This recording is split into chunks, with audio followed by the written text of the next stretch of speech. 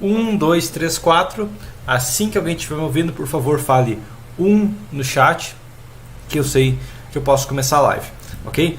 A live de hoje, o que eu vou fazer? Basicamente, mesmo padrão que eu vou responder as dúvidas que fizeram durante a semana, que eu julgo que seja importante para comentar, ok? Outra coisa também, o exercício que está no canto inferior esquerdo da tela, eu vou resolver ele. Ok? Aqui tem uma tabela com várias pessoas que fizeram comentários, né? Eu até separei quem estava falando B, C, D, E, ok? Não cheguei a pegar os do Instagram, porque eu postei hoje só no Instagram, tá? Mas no mesmo princípio eu vi que o padrão está meio que similar.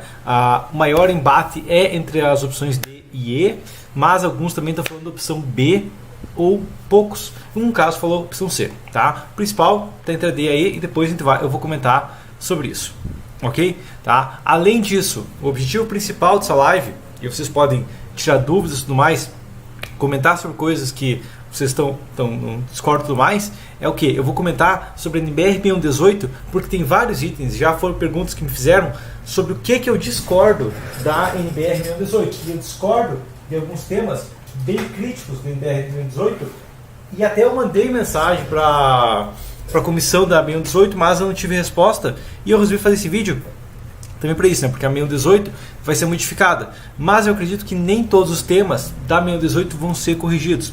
Então isso aqui são todas coisas que eu discordo, coisas que eu tenho que comentar em específico sobre a NBR 6118. Por enquanto, então, para a gente começar, eu quero, por favor, alguém diga 1 no chat, digita 1 no chat, que eu sei que vocês já estão me ouvindo, ok? Vendo 1 no chat, eu vou começar essa live. A princípio, então, eu vou entrar nos comentários e depois, quando tiver uma audiência maior já, eu vou partir para a NBR 6118, ok? E também, mesma questão, valendo para qualquer outra live, tem alguma dúvida, tem algum comentário, principalmente relacionado ao tema da live de hoje, mas qualquer comentário relacionado à engenharia de estruturas, pode fazer aí no chat, a gente vai conversando sobre isso, beleza? Tá, posso fechar o parte aqui, beleza? Então, esperando aqui, ok, beleza, todo mundo me ouvindo, beleza? Se vocês quiserem chutar se a letra A, B, C, D, E ou F aí no chat, pode fazer, tá? Só a resolução eu vou fazer ela mais tarde durante a live, beleza? Bom, começando aqui, uma questão até que acontece regularmente, na verdade até aqui depois o cara comentou, tá? Mas regularmente vem pessoas, tá, falando, o software está superdimensionando, ok? E aqui foi um caso, um aluno veio e falou, o software CPCAD aqui superdimensiona a fundação, ok? O que aconteceu? Basicamente falei, cara, o CPCAD não superdimensiona, qualquer software, nenhum software é capaz de superdimensionar, porque ele só faz as contas que você mandou ele fazer, ok? Tá? Mas o que eu falei? Confere o lançamento, dimensiona comparando, se der uma diferença vai ter que ser de 5% ou menos, quem sabe 10%, ok? Mas geralmente vai dar 5% ou menos, tá? Só dá errado se você ignorar o momento da sapata, alguma coisa assim, ok? Tá? Pedi o arquivo dele, ele acabou não me enviando, tá? Mas a questão é que o cálculo em si tem que dar a mesma coisa, tá? E ele acabou enrolando, lá no final das contas realmente foi um erro de cálculo. Por quê? Porque muitas vezes, inclusive foi um erro de cálculo que o software estava certo e o cálculo manual estava errado. Por quê? Porque muitas vezes a pessoa baixa uma planilha, encontra uma planilha na internet, vai lá e sai usando aquela planilha e não sabe, nesse caso foi isso. Ele estava usando uma planilha que ele não sabia como funcionava, lançou informação errada, e pior ainda, né? Por quê? Porque basicamente o software em si é uma ferramenta extremamente potente que calcula exatamente o que você mandou. Uma planilha, ela é bem menos potente e ela faz a mesma coisa. Só que se você passar a informação errada, ela te dá resultado errado da mesma maneira, tá? Então, da mesma maneira que você tem que ter precaução em calcular pelo software, você tem que ter a mesma precaução em calcular por uma planilha que você baixou de uma conta que você não confia. Principalmente planilhas que as contas são travadas, que não dá para ver o formulário, ok? Principalmente se você não conseguiria fazer aquela conta sem planilha. E o mesmo vale para formulários. Eu estou seguindo esse formulário aqui que eu vi do livro. Você deduziu esse formulário, você sabe esse formulário, sabe por que tem cada fórmula? Se não, também é maluquice conferir formulário que você não entende. Porque de qualquer maneira você está jogando para um buraco negro que voltar de resposta é a resposta. Ok? O Eduardo Matos perguntou, em galpões feitos na divisa do terreno, qual a melhor maneira de posicionar as cargas? Bom, a primeira coisa que tem aqui é o seguinte, se você vai fazer um galpão em divisa do terreno, você tem que fazer uma platibanda para proteger ele, né? Então daqui tem o pilar, ok? Tá? Mas aqui está aqui o pilar, ok? E vou dizer assim, a tesoura está em azul aqui, ó, tá? Então a tesoura está em azul aqui, ó. Beleza? Tá aqui a tua tesoura. Bom, o primeiro erro que muitas pessoas cometem aqui é o seguinte, tá? Tá aqui a tesoura, tá? É fazer o quê? Ah, eu vou vir aqui, né? O tesouro vem até a ponta aqui, né? Isso aqui é um problema já, tá? E daí coloca uma calha aqui. Isso é um problema, tá? Isso aqui é um problema porque tem uma calha muito baixa.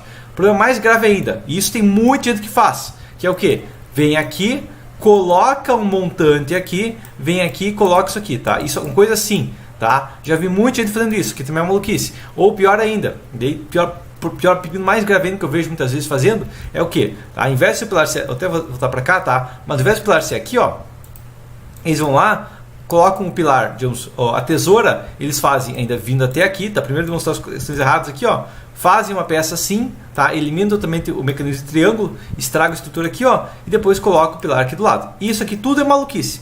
Por quê? Porque uma treliça tem que ser composta de triângulos, ok? Isso aqui não é opcional. Você não pode fazer, e claro, o banzo tem que ser contínuo e tudo mais, e você não pode ter, por exemplo, essa situação aqui, ó, de desencontro do banzo, tá? Você não pode deslocar um banzo. Isso aqui estraga a estrutura, tá? Agora a questão é, como que a gente corrige isso aqui? Muito simples.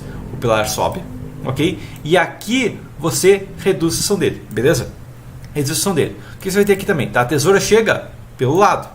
Ok? A tesoura pode chegar aqui, inclusive bem, pode chegar até no topo aqui, ó, tá? Mas aqui tá aqui a nossa tesoura, certo? Tá aqui o treliçado da nossa tesoura aqui, beleza? Tá? Daí a questão é, você tem uma terça, certo? Tem a terça que tem que ficar claro em cima dos nós, né? Tá isso a terça em cima dos nós. Tendo isso aqui agora, o que você vai fazer é o seguinte, tá? Vai ter uma telha, essa telha aqui em verde, ok? Você vai ter uma telha aqui, ó. Vem só com a telha aqui, ó, tá? E aqui na ponta você vai fazer uma calha, tá? E essa calha aqui, ó, você vai fazer a larga, tá? Alinhado com esse pedaço que sobrou do pilar, ok? Por que isso? Bom, porque daí o pilar liga com a tesoura, ok? Perfeitamente, não tem interrupção aqui. A treliça continua com a mesma coisa. E aqui você já faz o rebaixo e tem toda essa largura aqui, ó, para apoiar a sua calha. Além disso, você pode depois descer o cano da calha do lado do pilar, né? Quando eu olhar isso aqui de frente, no caso, quando eu olhar isso aqui assim, né? Eu vou ter o pilar aqui, certo? Eu vou ter a calha por aqui, ó, tá? E eu vou ter um cano de descida aqui do lado, bem embaixo da calha. Então, digamos, uma calha, digamos, o cano de descida, até reduzir o zoom aqui, ó, mas o cano de descida da calha vai estar aqui do lado do pilar, ok? Não precisa fazer um furo pelo lado, faz um furo por baixo, que tem um escoamento melhor, tá? Essa é a melhor maneira, e você já consegue fazer platibanda e o pilar continua até o topo da platibanda, ok? Você chegou a ter alguma resposta de Ciplatam? Depois, cara, as questões até agora, eu vi da Ciplatam faz um mês mais ou menos, então eu não tive nenhum problema em si do Ciplatam, tá? Os problemas que eu tive já resolvi do CIP, então eu acabei não tendo nenhum outro problema recentemente para entrar em contato com eles, ok? Voltando para cá então, o Rodrigo Torquato postou naquele vídeo sobre a armadura cavalete que ela é muito eficiente, e a questão é, uma armadura cavalete feita corretamente, ela pode ser muito eficiente, ok? A gente entra na questão aqui que ela pode. Por quê? Bom, muitas vezes você não precisa de armadura cavalete, ok? Na maioria dos casos, você tem uma viga onde a armadura mínima dos estribos dá conta do cortante. Então você nem precisa de armadura cavalete. Essa é a primeira questão. Segunda questão, para a armadura cavalete funcionar, como ela acaba entrando na questão de uma barra que tem uma curva, né? A barra tem que fazer uma curva lentamente, né? Ela não pode ser uma curva, sabe, uma barra vem aqui e faz isso. Não, ela tem que ter uma curva lenta para conseguir distribuir todas as tensões aqui, ok? Tem um vídeo meu que eu falo para calcular esse comprimento aqui baseado no ângulo, inclusive eu vou comentar isso aqui e comparar com a NBR 1018, mas ela tem que ter uma curva lenta, não top de qualquer jeito, tá? Então ela é uma execução complexa, tem que ser cuidado de maneira correta, mas se ela for feita dimensionando corretamente e tudo mais, é uma solução que muitas vezes é bem econômica, mas se for feita de qualquer jeito, é uma armadura apenas de multa, ok? Voltando para cá, outro comentário que fizeram aqui no grupo, e infelizmente isso aqui eu tenho que falar, eu sei que você vai falar, o Gilberto sendo hipócrita, mas a verdade a questão é, eu vejo que tem muita gente que faz curso de qualquer jeito e está lançando de qualquer jeito. Eu quero meio que um aviso, porque um cara postou, ó, que ele adquiriu um curso recentemente e é só para modelar do sanitário. Muitos cursos aí são só realmente ensinando a apertar o botão do software, que é a coisa mais fácil que tem, porque softwares são intuitivos, ok? Tá? Achei que tinha explicação, mas me enganei. O que eu falei? o que eu respondi, né, que é exatamente o que eu falo de BIM, né? Metade das vezes é uma desculpa de apertar o botão no Revit. Infelizmente tem muita gente que fala, eu uso BIM, tá? Você vai ver o BIM, ele foi só desenhou arquitetônico no Revit e diz que é BIM. E não tem nenhum planejamento de hidráulico encaixar com elétrico, encaixar com estrutural, nem nada, ok? O que eu falo? E ele respondeu, no curso o cara fala, eu botei essa conexão porque é assim que eu costumo fazer. E tem muito disso, ok? Cuidado em comprar o curso, principalmente de alguém que você não conhece na prática, que não responde dúvidas e tudo mais, ou de alguém que você, vou fazer um curso. Não, primeiro procura se as pessoas conhecem, ela tem um conteúdo que você pode confiar e ver se é uma pessoa confiável, porque para te ensinar, você tem que confiar na pessoa primeiro de história, ok?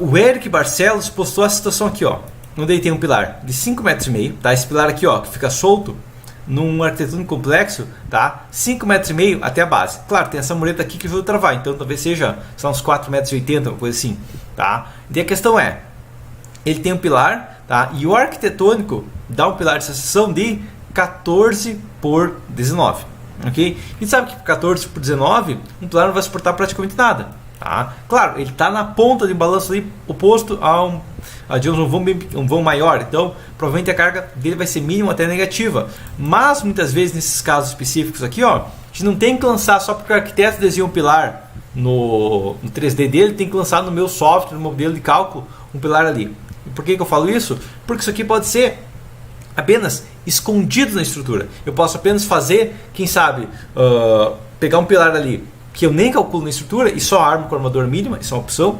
Ou outra opção, eu posso fazer tudo isso ali, desopor e rebocar e vai funcionar adequadamente. Porque se eu não modelar na estrutura e colocar um elemento de baixo módulo da cidade, ele vai deformar e não vai conseguir absorver cargas nenhuma. E desde que ele funcione por aquele efeito, não tem problema. Então não é porque o arquiteto desenhou um pilar numa seção e tudo mais, que você tem que fazer daquela seção, daquele formato e tudo mais, ok? Eduardo, fiz uma caixa de passagem de efluente em concreto armado. Com quantos dias após a concretagem posso liberar a passagem do efluente? Assim que você atingir a resistência que você precisa. Ok? Tá? No dimensionamento você escolheu um FCK. Como que você escolheu? Quando chegar nesse FCK, você pode liberar a passagem. Ok? Rodrigo, como uma viga em balanço pode apoiar uma viga mais alta que transpassa várias dessas vigas em balanço? Ok? Tem dúvida na armadura de suspensão. Tá, primeira coisa, uma viga em balanço pode apoiar uma armadura mais alta só colocando, e inclusive só colocando uma armadura de suspensão, inclusive isso é muito simples, tá? Um caso específico isso acontece muito, tá? Isso, digamos, vamos imaginar que eu tenho um prédio aqui, tá? Então as pessoas moram aqui, no apartamento aqui, beleza? Tá? Daí esse prédio aqui, vamos imaginar que ele tem um corredor aqui, então aqui tem um corredor, sei lá, de 1,20 m, ok? Tá, tem um corredor de 1,20 m e aqui na ponta do corredor foi colocado uma vinga pingadeira. Ok? Tá, então aqui tem a laje só, pode ser uma laje, pode ser uma viga menor, tá? Mas o mesmo princípio vai valer. Tá? Um caso desses aqui, o que vai acontecer? Basicamente o que vai acontecer, e vamos imaginar isso aqui, que isso aqui é o corte padrão da obra, né? Eu tenho uma parede alvenaria estrutural aqui, imagina o pior caso, tá? Eu tenho pessoas aqui e eu tenho essa laje aqui. Se for olhar de cima, isso aqui é a planta, eu vou ter, sei lá, aqui eu tenho a minha, digamos, um apartamento, uma sala, sei lá, tá? Aqui eu tenho a parede e aqui eu tenho a minha sacada. Então só digamos colocar assim, tá? Mas aqui eu tenho a minha parede. E isso aqui vai ficar tudo com salagem, balanço assim, tá? E tudo isso aqui não tem ponto nenhum. Isso aqui segue por 40 metros, ok? Tá? A questão aqui é o seguinte: não tem essa viga aqui, tem 40 metros de vão, ela não vai suportar nunca, tá? Isso aqui até falo naquele vídeo meu sobre reforma, né, que é um princípio que tem que ser cuidado em reforma especificamente, mas nesse caso aqui, basicamente, essa viga aqui é um peso, ok? Ela é um peso, ela é só um peso. Então, o dimensionamento dessa peça aqui vai ser o quê? Vai ser, basicamente, o diagrama dessa laje aqui vai ser o quê? Vai ser a laje aqui, ela está apoiada na parede do meio, talvez lá para trás ela esteja apoiada também, e aqui ela tem um peso.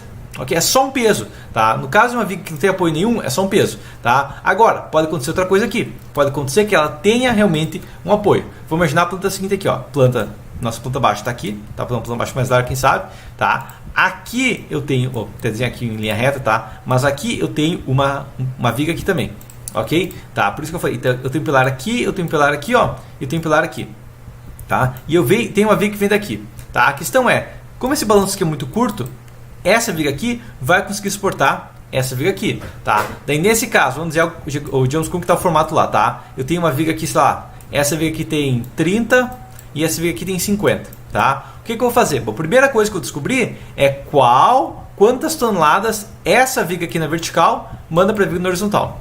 Vamos imaginar que ela manda, sei lá, 2 toneladas de força, ok? Não sei se é 2 toneladas de força, tá? 2 toneladas de força vezes 1.4, meu coeficiente de segurança, vai dar 2.8. Dividido pela resistência do aço, dividido por 5, vezes 1.15, que é o meu coeficiente de segurança do aço, vai me dar 0,644.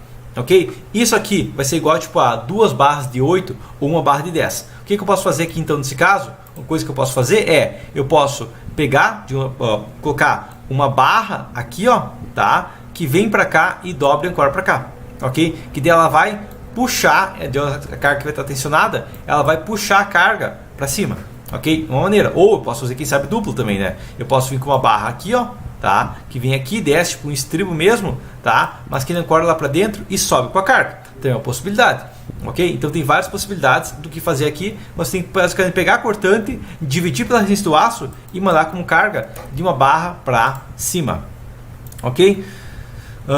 O curso, cara, o curso é o concorrente. Eu não sei qual que é o meu concorrente, tá? O meu curso é uma obra diferente, com certeza, mas eu calculo todo o manual todo o manual por planilhas, no caso, ok? Alexandre, letra E, ok, já comentou isso antes, né? Tanto que eu já tenho o teu comentário salvo aqui, tá? Então, não precisa, se você já comentou, eu lembro de você ter comentado, você não precisa comentar de novo, ok? Já está aqui, ó, Alexandre Braga está aqui, beleza? Marcelo, a viga que liga a ponta dos balanços já serve para travar os pilares que sustentam os balanços? Não, porque não é ter uma viga que trava pilar. O que trava pilar? É ter uma ligação direta a um ponto indeslocável. O que é travamento? É uma ligação direta a um ponto indeslocável. Eu tenho 2 pilares que não têm rigidez. Eu ligo no outro, travei? Não, porque eu não liguei 2 indeslocáveis. Tem 2 pessoas caindo de paraquedas. Elas querem, eu estou caindo sem paraquedas. Se uma se agarrar na outra, elas se seguram? Não, porque elas continuam caindo. Quando que uma pessoa caindo para? Quando ela chega no local indeslocável, que é o chão, ok? Então, quando que você tem um travamento? Quando você tem, igual eu falo no vídeo, como que um pilar é travado, quando você tem uma ligação direta, que geralmente é com a laje do pilar até um pórtico rígido, ok? Só nesse caso. Jean, letra E não é, ok, tá? Tá, ok, isso aí pode chutar, tá?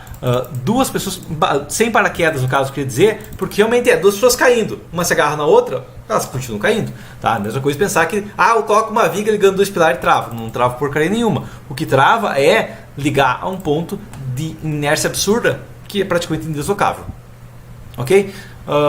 O Guilherme postou no grupo sobre essa estrutura aqui, ó, essa treliça aqui, tá? E ele não estava entendendo por que ela é isostática, tá? E a questão básica dessa treliça aqui, ó, é que se a gente for fazer o somatório de forças, no caso, dessa treliça aqui, ó, em qualquer um desses pontos aqui, ó, a gente só tem 2 barras, tá? E a questão é, eu faço somatório de força em X e somatório de força em Y, então eu resolvo 2 incógnitas. Ou seja, nesse caso aqui, isso é uma questão, tá? E outra questão é que nossos eixos, o eixo X pode estar inclinado, né? Então se eu imaginar que o eixo X é esse eixo aqui, ó, eu só tenho uma barra no eixo X. Então, o somatório de forças tem que dar zero. Então, todas essas barras aqui, ó, estão aqui para bonito e vira só essa aqui embaixo, ok? Tá? Mas daí o problema é o quê? Pessoa tentando caçar livro diferente. Okay? Eu não recomendo caçar livro diferente, tem livros específicos aqui. Por quê? Porque tem muito autor novo que vai fazer, eu tenho que explicar mais uma vez o que é uma treliça. E daí ele não pode explicar uma treliça igual é explicado de todo jeito. Então o que ele faz? Vai lá e inventa uma definição aqui, ó. Então vamos lá. O que é uma treliça isostática? Tá? Define complexo simplicial de ordem 2 como conjunto de triângulos em que a interseção de 2 triângulos, quando não é vazia, obrigatoriamente é um lado completo de um triângulo. Okay? Além disso, a fronteira do complexo simplicial é uma cadeia contínua e conexa de lados de triângulos, ok?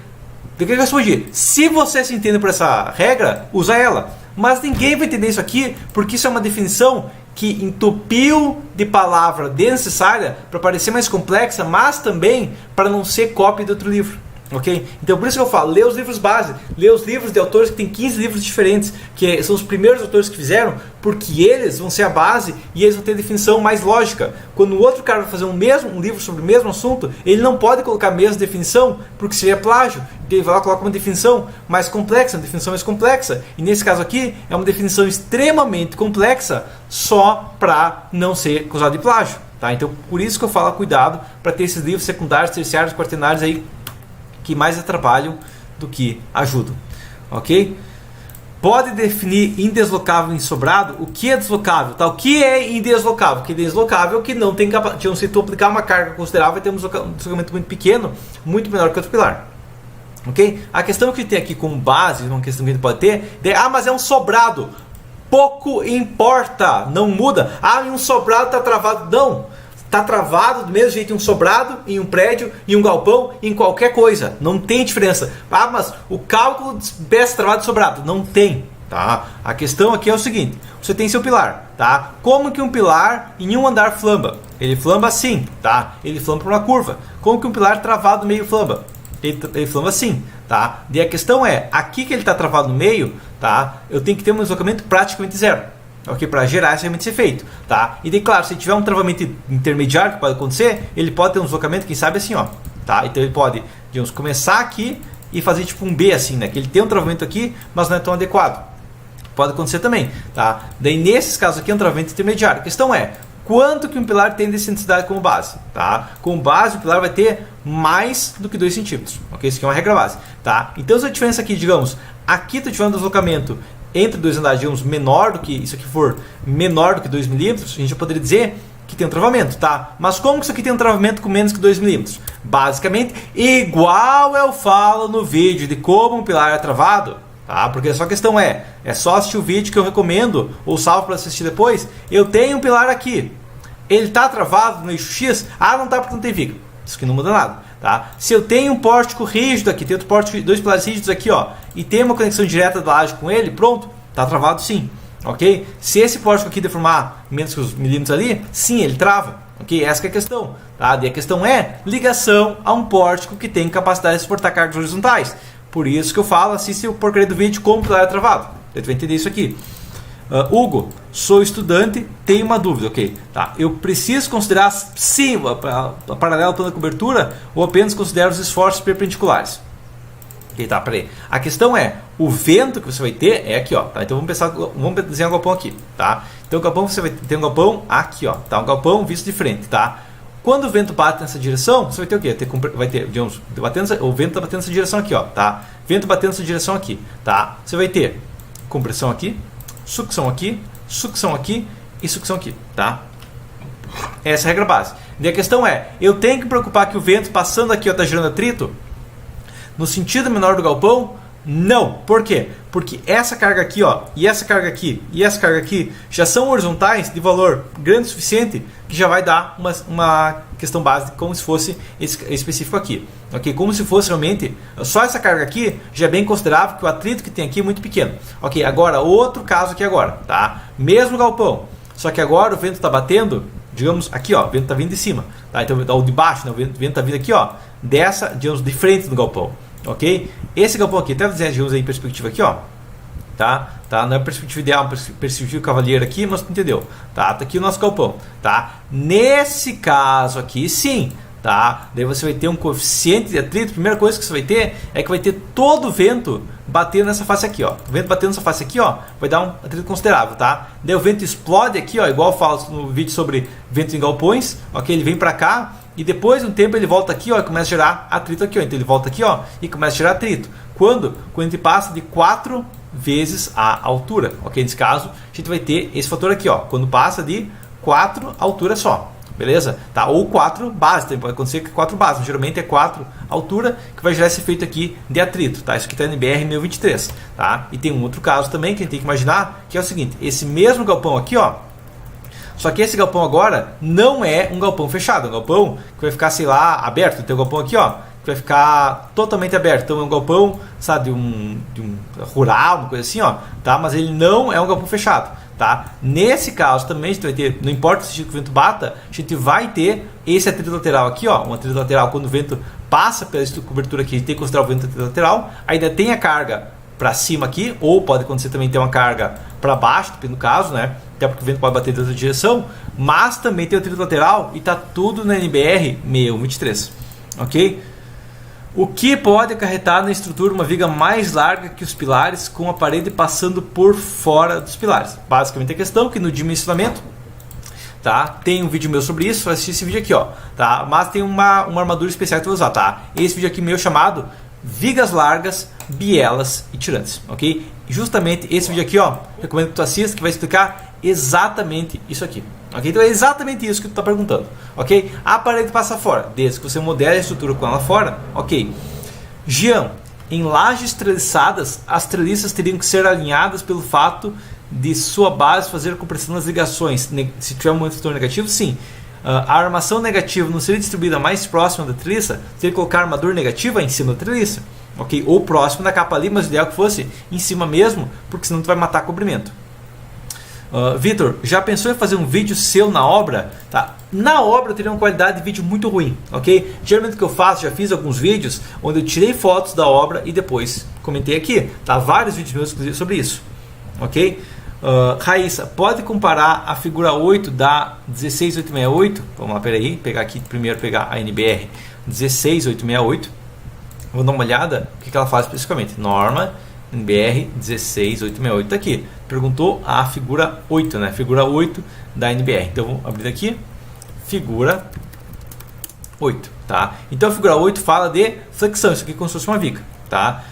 Pode comparar com o MRD do item 11.3, 11.3.3, tá? Basicamente isso aqui, ó, é o mesmo cálculo do José Milton, tá? A questão aqui é que é um formulário diferente do José Milton, ok? Tá? E a questão basicamente aqui, ó, é que esse FC aqui, ó, tá? E esse FS vai ser dado basicamente pela distância aqui, que esse D aqui, ó, por essa fórmula aqui, tá? Então esse AS, FS aqui, BD, FD vai te dar basicamente esse 0.5 aqui, ó, é porque é metade, tá vendo isso aqui, ó? Isso aqui é uma carga total, se eu usar metade vai dar nessa seta aqui, ó. Então essa fórmula aqui, ó, D1 menos isso aqui, ó, tudo isso aqui, ó, vai dar o desconto que tu tem do topo até esse ponto aqui, tá? Essa é a primeira questão, certo? Tá? Tem algumas regras específicas ainda, mas essa é a questão base, tá? Decisão com flanges é a mesma fórmula, se você usa uma largura maior, mesma fórmula, é exatamente a mesma fórmula, só usa uma largura maior, tá? Por causa da maior largura da flange, ok? Tá? E daí o item 11.3.5 é só fala aqui, se você tem uma alvenaria, está de 19 vezes 6, você tem que ter no máximo uma barra cada 114, dá para colocar uma barra cada 3 metros, por exemplo, ok? Isso que ele está falando. Ah, uma alvenaria de 14, no máximo cada 84 centímetros, tá? Tipo cada 80, você tem que colocar uma barra, não dá para colocar cada 2 metros uma barra, isso que ele está falando, ok? Tá? E esse formulário aqui, basicamente, é o princípio, só que ele tem uma questão que para uma viga parede pode usar 1.25Z, ok? Mas tirando isso, não tem muito uma questão específica, não, é só isso mesmo, beleza? Voltando aqui então, terminando as perguntas aqui, ó, vamos continuar por essas perguntas aqui. Minha ideia é fazer primeiro os comentários da semana e depois eu vou ir para o NBR 1018, ok? Tá.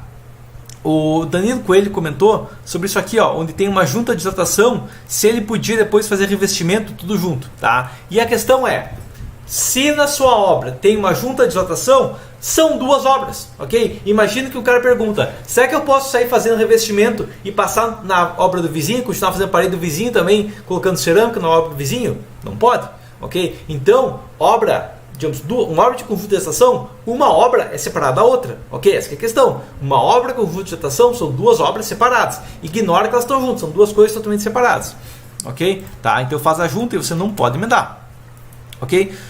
E o Guilherme Teixeira perguntou sobre cisalhamento de sapata rígida, ok? E cisalhamento não existe em sapata rígida porque é uma questão que sapata rígida é uma sapata que não sofre cisalhamento, que sofre apenas uma carga direta dela até a fundação. Por isso que a gente chama de sapata rígida, porque ela tem rigidez, ela não tem mecanismo de flexão de bielas e tirantes, ok? Ela não tem basicamente cisalhamento, é uma biela que vai do pilar até a fundação e acabou a história, ok? E é por isso que ela é tão mais econômica, porque ela elimina necessidade de verificação do cisalhamento e armadura de cisalhamento, ok?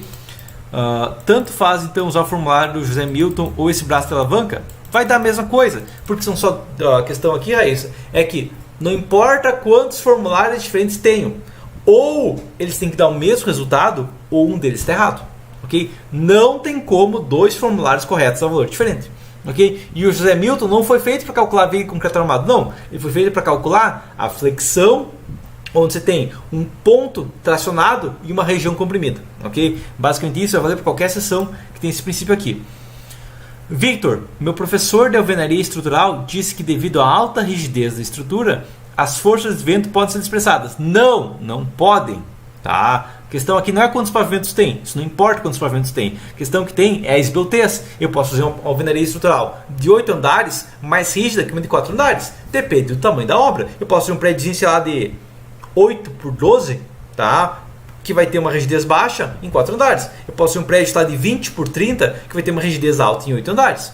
Ok? E você não pode desconsiderar, até porque, igual eu falo no meu vídeo Sobrado Falando com o Vento, ah, mas é pouca coisa, então calcula. Ah, mas eu vou gastar mais tempo calculando. Você precisa economizar caneta? Você precisa economizar memória RAM? Você precisa economizar processador? Não, você precisa calcular e garantir estrutura. Se a diferença é mínima, calcule e considere igual, que vai ser diferença mínima e pouco importa. Mas calcula que você vai ter certeza. Ah, mas o professor falou. Se o professor falar para você pular da ponte, você vai pular da ponte? Não, tá? O que NBR 16868, que é a única coisa que vai te defender no caso de uma obra da Pepino depois, fala: as ações devem ser consideradas. Ok? E isso tem que entender. Se depois der um pepino, se depois a obra da patologia, você for processado, tiver que pagar uma multa de 150 mil reais, porque deu um problema na obra, só para consertar uma patologia, tem duas opções.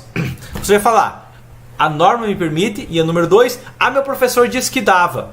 Seu professor vai dizer: eu não lembro de falar isso, e você perdeu. Agora, se você mostrar: a norma está me defendendo, todo o sentido da norma, e eu seguir a norma, pronto. Então, siga a norma, ok? Raíssa, faz muita diferença calcular um muro de arrimo somente a flexão, ignorando um axiado de compressão baixo? Sim, vai ser um pouquinho menos otimizado se você ignorar a compressão, ok? Daí a questão é: dá para ignorar? Dentro da questão, mesma coisa do vento, tá? Dá para ignorar o vento se a diferença for pequena? Talvez, mas tem risco de dar um erro maior, ok? Como ficam as combinações de estado limite útil em uma metodologia de tensões admissíveis? Raíssa, a sua pergunta não faz o menor sentido, porque estado limite útil é uma coisa e tensões admissíveis é outra, ok? Essa é a questão. Então, sabendo isso, qual que é a diferença? Tem um vídeo meu, tá? Você vai fazer o quê? Você vai aqui, tá? E pesquisar tensões admissíveis. Aqui, ó, tem um vídeo recente, resistências materiais, tensões admissíveis vezes estados limites. Como que faz tensões admissíveis com estados limites? Não sei, não tem como fazer. Como que faz uma costela de frango? Como é que não tem? Tá? Não tem. Eu quero fazer um patinho de peixe. Não tem como. É a mesma coisa que quer fazer estado limite último em tensões admissíveis. Pablo, eu fiz a comparação da muita diferença nas armaduras dos pórticos, especialmente porque a AVB é 50 metros por segundo. Pois é, então, seguindo o professor aí, não dá certo. Ok? Especificamente no pré-dimensionamento tem que considerar o vento. Sim, você tem que considerar o vento no dimensionamento e no pré-dimensionamento, que entra a questão. Quanto mais preciso for seu pré-dimensionamento, melhor vai ser a sua concepção.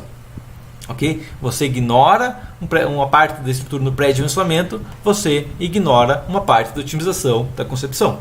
Ok? Alexandre, como calcula a esbeltez de um prédio? Muito simples. Você pega aqui o prédio, tá?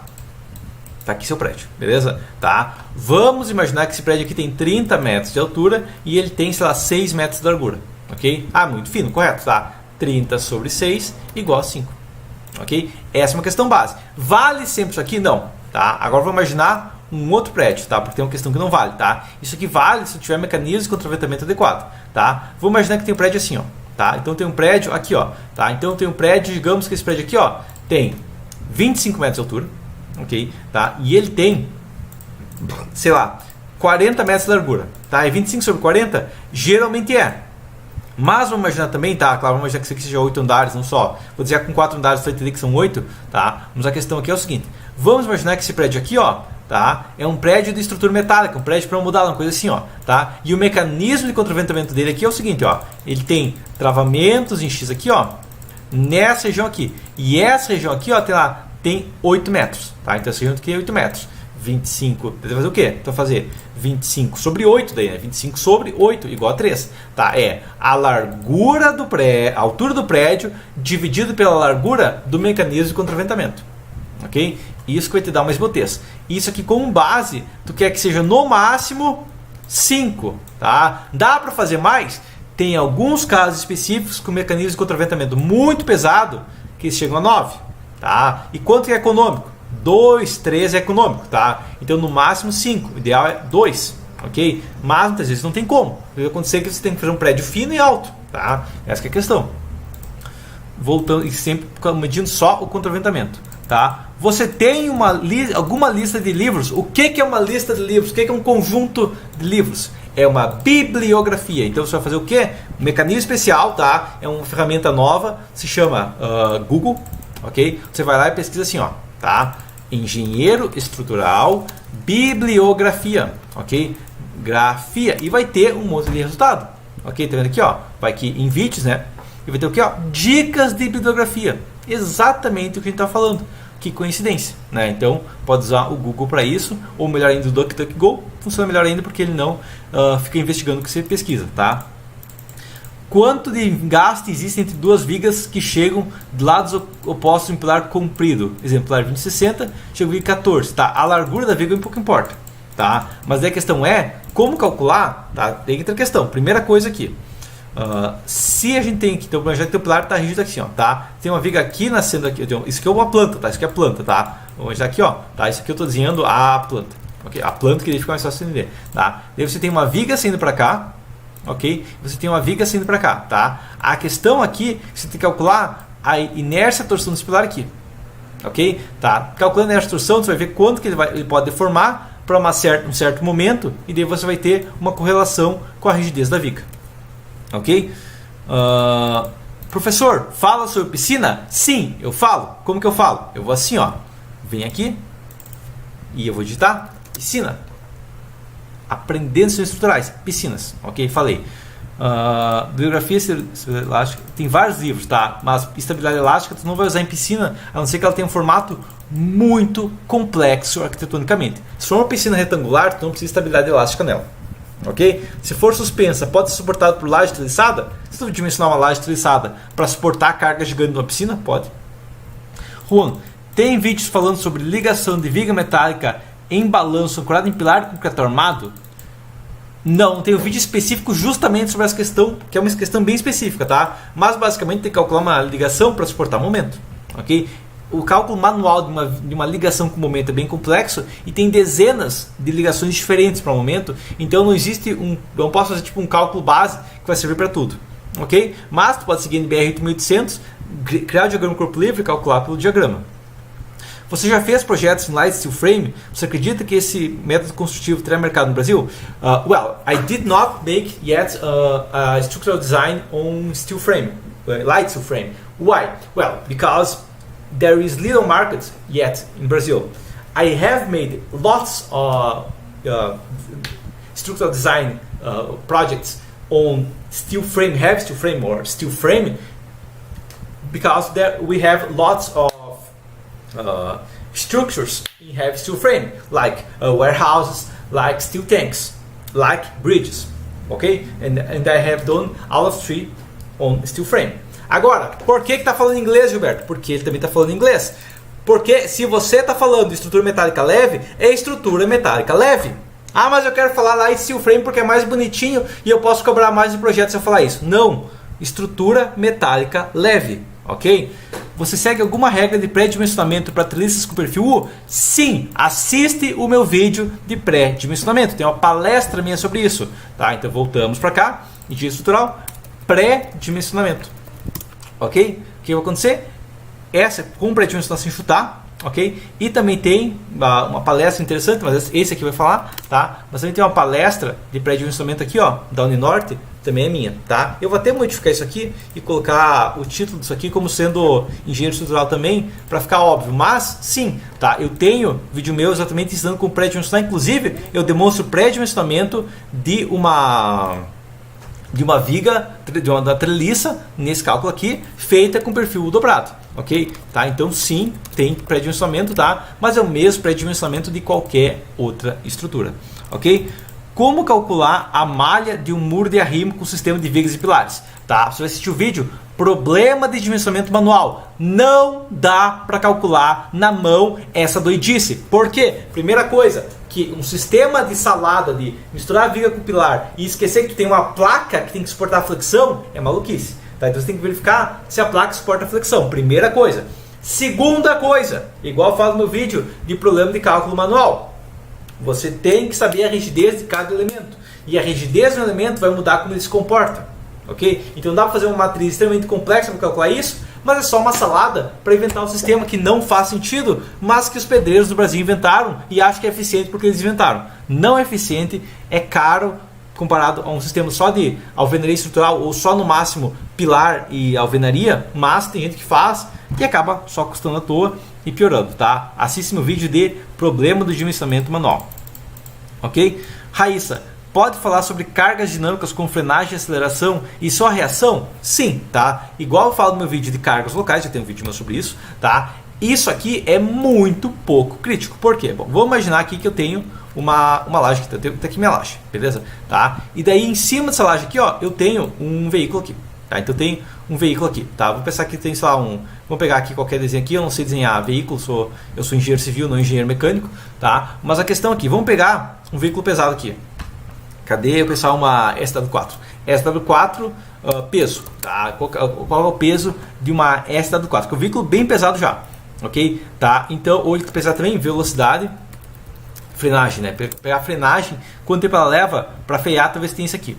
Ok? Mas a questão aqui é o seguinte, tá? Uma SW4, quanto que ela pesa, tá? Cadê peso aqui, ó?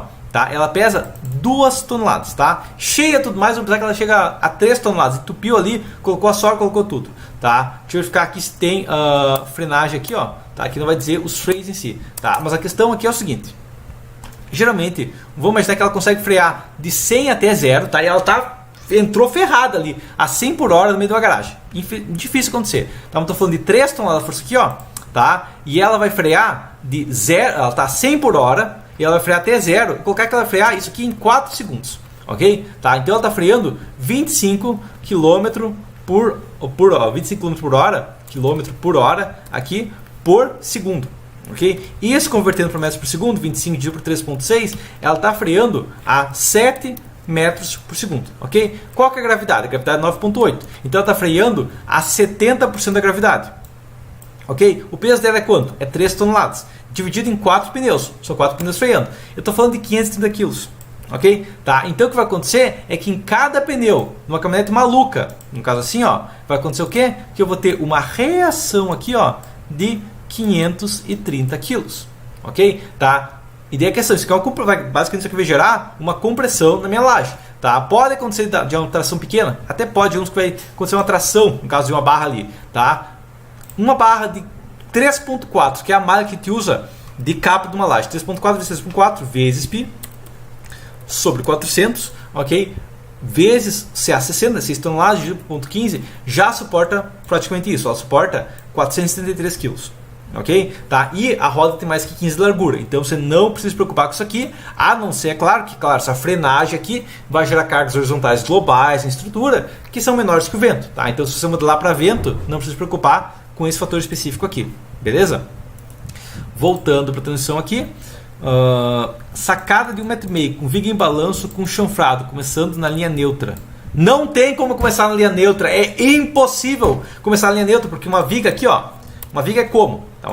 A não ser que seja uma viga... mas é uma viga protendida, ok? No caso especial. Tá? Uma viga está tracionada embaixo, comprimida em cima. Mas é uma viga em balanço. Beleza. Uma viga em balanço, como que ela funciona? Ela funciona comprimida, tracionada em cima e comprimida embaixo. E a linha neutra está aqui. Mas a neutra está aqui embaixo. Daí tua viga está protendida, não tem como. Ok? Não tem como uma viga sem proteção ficar totalmente comprimida, é impossível, nem totalmente tracionada, é impossível, ok? A não ser, claro, tem a proteção, uma coisa assim, ok? Tá?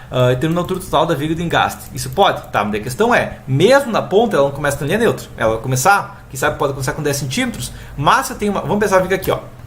Eu tenho uma viga aqui, ó, ela tem, sabe, ela tem uma altura aqui, ó, ela tem, sabe, 50 centímetros aqui na ponta, ok? No pilar, tem 10 centímetros aqui, ó, tá? O que é que vai acontecer com a linha neutra? A linha neutra vai ser assim, ó. A linha neutra vai começar, digamos, sabendo que o topo, a base tracionada, a linha neutra vai começar mais ou menos aqui, ó, tá? E ela vai se aproximar bem aqui, ó, mas ela vai subir sempre rente aqui, ela vai cada vez se aproximar aqui, ó, com a limitante, quase morrendo aqui, mas ela nunca vai morrer aqui, ok? Tá? Daí a questão é, se ela tem um formato assim, e o seu momento rotor tem um formato assim, ó, tem um motor, ele está inclinando mais rápido que a viga, não importa, ela funciona tranquilamente, só precisa calcular nesse ponto, tá? Todos os concretos que está aqui é para bonito, só que claro, tem que colocar estribos um pouco mais próximos, mas é a tua.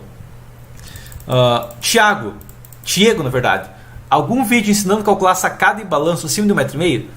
Cara, não existe um método de cálculo para isso, ok? É que nem perguntar, como que eu meço um terreno que tem mais de 20 metros? Igual um terreno com menos de 20 metros, ok? Como que, sei lá, eu carrego 15 sacos de cimento? Igual carregar 10 sacos de cimento, ok? Como que eu calculo um balanço de 5 metros? Igual um balanço de 2 metros. A única diferença é que tem que ter uma altura maior, seguindo a regra do vão grande, ok?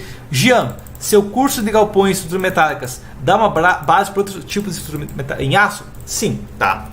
Vou até abrir o grupo aqui, tá? O link aqui, claro, vai entrar uma questão aqui, que ele vai ser mais focado, ele vai ter muitos exemplos para estruturas, galpões, tá? Ele vai ter vários exemplos de galpões, mas junto a ele tem um vídeo sobre mezaninos também, ok? E o princípio do mezanino que eu ensino também vai valer para um prédio metálico, só que claro, tem que usar com as ações de vento, tá? E daí a questão é, vou colocar um prédio, daí entra a questão mais curso de concreto armado, tá? Até tem um vídeo também sobre misto, que vai ser o mesmo princípio, tá? Cadê aqui, ó? Tem, pegar aqui, ó, mas tem aulas específicas aqui, ó, sobre mezaninos metálicos, ok? Então sim, tem, não é só uma, inclusive. Deixa eu ficar aqui, tem uma outra aqui, ó, revisando mezanino, tá? Então sim tem, essa aqui de mezanino, se não me engano, são 2 aulas, ok? Mas sim, tem aulas sobre outros sistemas aqui similares, ó, são 2 aulas aqui, beleza? Raíssa, se estivesse dimensionando uma ponte e todos freassem ao mesmo tempo, tipo engavetamento. Ok, peraí, primeira coisa aqui é o seguinte, o que freia nas juntas, tá? O que vai acontecer aqui é que em uma ponte, tá, justamente é proibido a ultrapassagem, justamente por causa disso, tá? A gente tem que considerar a carga de impacto, que é o que? Não um monte de gente freando, mas sim um caminhão acertando um pedaço da ponte, ok? Que é muito mais crítico, por quê? Bom, voltando para a NBR 6120, né? Que ela vai falar, vamos imaginar que é uma ponte que tem caminhão, tá? Então é uma ponte que tem caminhão passando, carreta passando, veículo pesado, né? Tá? Se for uma ponte grande, né, que tem um monte de gente freando ao mesmo tempo, que não deveria acontecer, mas ok, tá? O que a gente vai pegar aqui é o seguinte, viemos aqui, descemos mais aqui, cadê? Aqui tem garagens aqui específico, cadê aqui, ó? Tá? A gente tem que dimensionar a estrutura para uma carga de 32 toneladas força no sentido principal, ok? Numa altura de 1 metro em relação ao eixo, tá? Essa carga aqui vai ser maior que todas as frenagens, tá? Porque a gente calculou ali um veículo, tipo uma SW4 freando a tudo, vai dar 2 toneladas. Então imagina 32. Pois é, tá? Agora a questão é, o que vai acontecer é que vão frear e elas vão transmitir a carga para os pilares, ok? Porque mesmo que ela tenha junto de estação, todos os vãos estão apoiados em pelo menos 2 pilares. Pelo menos 2 pilares. E aí a carga vai ser distribuída em todos os pilares, tá? Mas você não precisa se preocupar com todos freando ao mesmo tempo, você tem que se preocupar com o impacto de um veículo. Essa é a primeira questão. E a segunda questão é que em ponte é justamente proibido a ultrapassagem por causa disso, para evitar freagem pesada ou coisa do tipo. Ok? Tem algum vídeo com dimensionamento de escada autoportante? O vídeo erros de configuração demonstra alguns princípios dele, tá? Mas não dá para calcular uma escada autoportante na mão, tá? E tem vídeo também calculando de um CPCAD, mas daí é destinado ao curso, porque o meu objetivo não é ensinar a usar software aqui, tá? Mas a questão base da escada autoportante é que é uma escada que ela tem que ser dimensionada junto ao global da estrutura, porque se você mudar um elemento da estrutura, vai mudar o comportamento dela, ok? Não é uma coisa que dá para calcular só a escada, não. Se você aumentar um pilar na estrutura, vai mudar o comportamento dela. Beleza? Porque ela funciona meio que um viridial, tá? Antônio, gostaria que você falasse da utilização de sapatas corridas para obras residenciais, tá? Antônio, a questão é o seguinte, sapata corrida compensa para obra residencial? Depende, é muito fácil, depende. Por quê? Quando que ela compensa? Quando a carga já está distribuída. Ou seja, estou fazendo uma obra de alvenaria estrutural, estou fazendo uma obra de estrutura metálica leve, estou fazendo uma obra de estrutura madeira leve, coisa assim, ela compensa, porque eu tenho uma carga distribuída e uma sapata distribuída. Tá? Uma sapata corrida e uma sapata de fora a fora distribuída. Ok? Agora, quero calcular uma obra de pré, onde é tudo pilar. Tá? Daí não compensa. Daí faz mais sentido colocar a sapata não tem pilar. Por quê? Porque a carga está localizada, a sapata também localizada. Ok? O curso de prédio sai no primeiro semestre? Sim. Tá?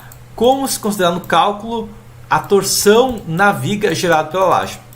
Basicamente, você vai pegar a NBR-18, isso é uma coisa que... Isso aqui especificamente eu não discordo, porque é uma questão da NBR, que é um cálculo base dela, tá? Pesquisar TRD, que é cálculo de torção, e verificar a torção em relação ao TRD. Tá? Tem que garantir que tua viga resista mais que o TRD.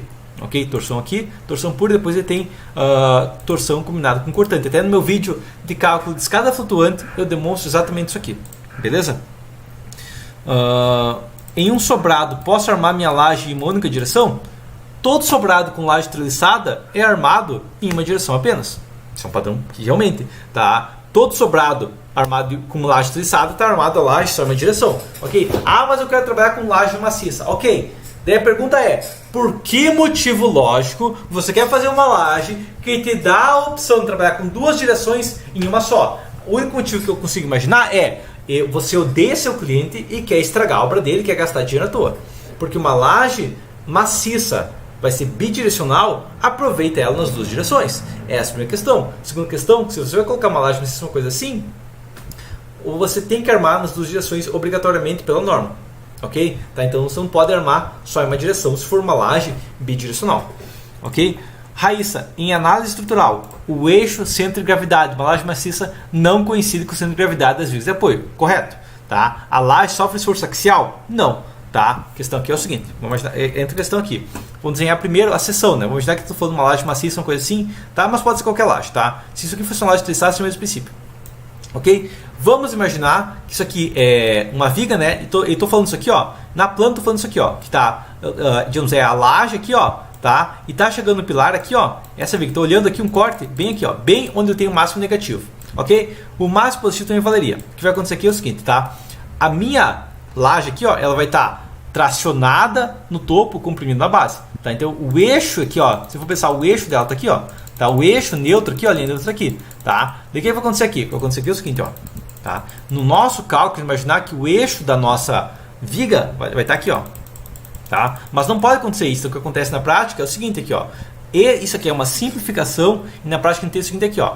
Voltamos para cá, tá? Mas esse eixo aqui, ó, ele vai vir aqui, ó. E quando ele chega aqui, ó, ele meio que já entra aqui. Toda essa região da laje que está comprimida. Inclusive, tem uma região maior, né? Teria toda essa região aqui, ó, comprimida. E daí eu vou ter aqui, ó, essa região aqui comprimida, entendeu? Daqui para baixo está comprimida. Não é uma coisa reta, por causa da área de influência. Ok? Depois, volta aqui. Essa região aqui está toda comprimida, tá? Porque está próximo da viga. Ok? Que largura? Isso aqui teria que fazer uma análise bem complexa para descobrir exato, tá? A gente acaba simplificando isso aqui, ó, tá? Mas o cálculo simplificado vai dar um resultado com mínima folga de 0,1%, ok? Então não é crítico.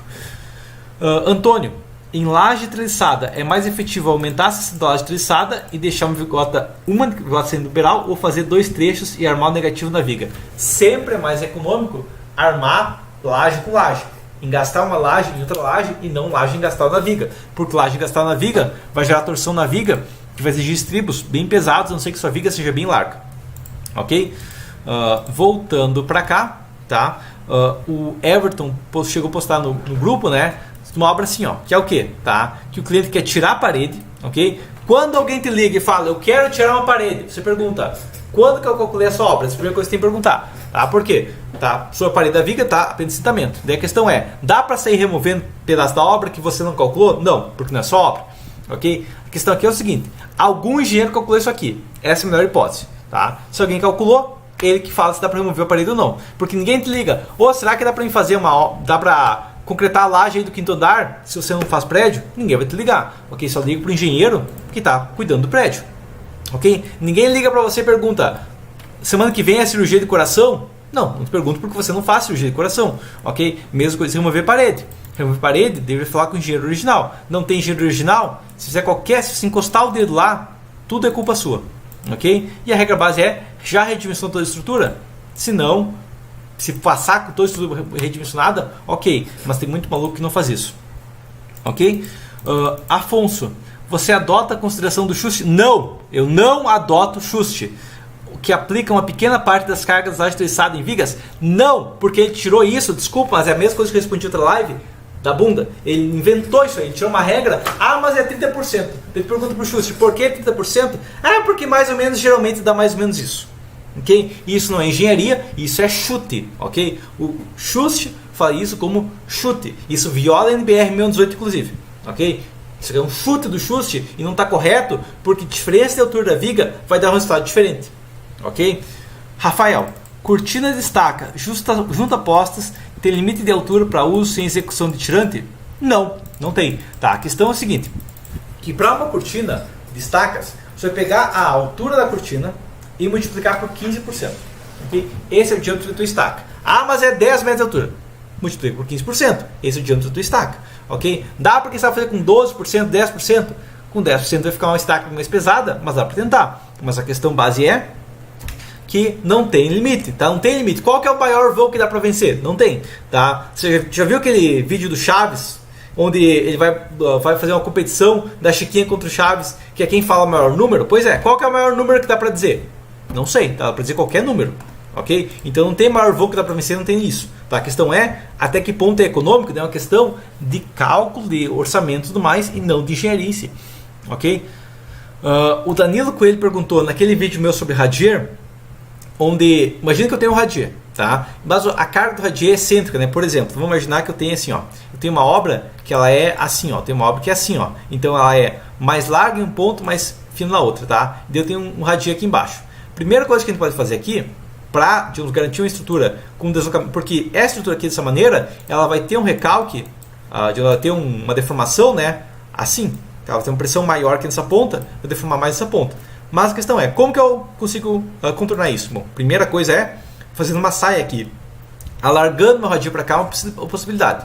Outra possibilidade que eu posso fazer é aumentando a rigidez, colocando vigas rígidas nessa região aqui, ó. Posso colocar algumas vigas rígidas nessa região aqui, ó, para distribuir melhor. Por quê? Porque um radier não é que nem uma sapata rígida. Uma sapata rígida, ela tem uma pressão constante por toda ela. Um radier não. Um radier vai ter pontos de picos de pressão e vai ter regiões que não tem pressão nenhuma. Que vai ter uma pressão alta aqui, vai ter uma pressão alta aqui, ó, tá? Vai ter regiões com pressão alta próximas aos pilares das paredes aqui, tá? Se eu alargar isso aqui, ó, eu consigo aumentar a área de resistência aqui, ó, sem aumentar a deformação máxima, ok? Tá? Eu falei o que? Pode usar saias, pode aumentar a rigidez. Tem várias opções. Radier é um sistema bem complexo, então tem várias maneiras de corrigir o radier sem aumentar ele, mas tem que corrigir e analisar muito bem a estrutura, ok? Como funciona o cálculo do muro de gabião? Igual ao muro de gravidade. Você vai calcular o peso, verificar a excentricidade, estando dentro do limite para ele não tombar, ok. É só verificar se não tomba. A armadura de pilar precisa ser sempre simétrica? Não. A gente padroniza ela simétrica porque facilita a execução, geralmente em prédios. Ela vai ser uma solicitação praticamente simétrica e geralmente em galpões vai ser similar. Então a gente acaba armando simétrica. Mas se você tiver um motivo muito bom, dá para não armar simetricamente. Tá. Na sua palestra do prédio da Uninorte, na trilha que estava sem otimização, o momento era que ele é quadrado sobre 8. Não! Em qualquer peça horizontal com momento fator bi apoiada vai ser que ele é quadrado sobre 8. Mas é uma treliça. Pouco importa. Mas é uma viga. Pouco importa que ele é quadrado sobre 8. Tá? Na treliça otimizada, você diz que uma parte do momento vai para o pilar. Sim. Tá? A questão é quanto do momento. Daí você tem que dimensionar isso aqui final. Tá? Mas como base vai ser uma parcela relativa à altura da ponta em relação à altura máxima. Por exemplo, você tem uma treliça de 1 metro de altura. No pilar ela tem 50. Então o momento fator vai de P ao quadrado sobre 8 para mais ou menos P ao quadrado vezes sobre 8, né? 8 aqui, ó, vezes 1 dividido por 1 mais os 50 que tu tem na ponta. Vai dar tipo P só o contrário, né? Vezes 1 mais 0,5 aqui, ó. Vai dar tipo, vamos lá. 8 dividido por 1 vezes 1 mais 0,5 aqui. Vai dar o quê? Vai dar P ao quadrado sobre 12. Ok? Isso é uma estimativa, não vai ser exato isso aqui. Isso tem que ser dimensionado depois, baseado na rigidez. Isso aqui vai ser um valor próximo. Ok? Porque nos cálculos de peças estruturais, as considerações quanto vibrações comumente são desconsideradas? Porque na maioria dos casos a gente tem uma carga permanente bem maior do que a sobrecarga quando a gente fala de pilares, de prédios, tá? Em prédio especificamente, que é o que a gente mais calcula na faculdade, a gente não considera vibração porque é pouco crítica. Ok? Raíssa, qual é mais caro, escoramento metálico ou de pontalete?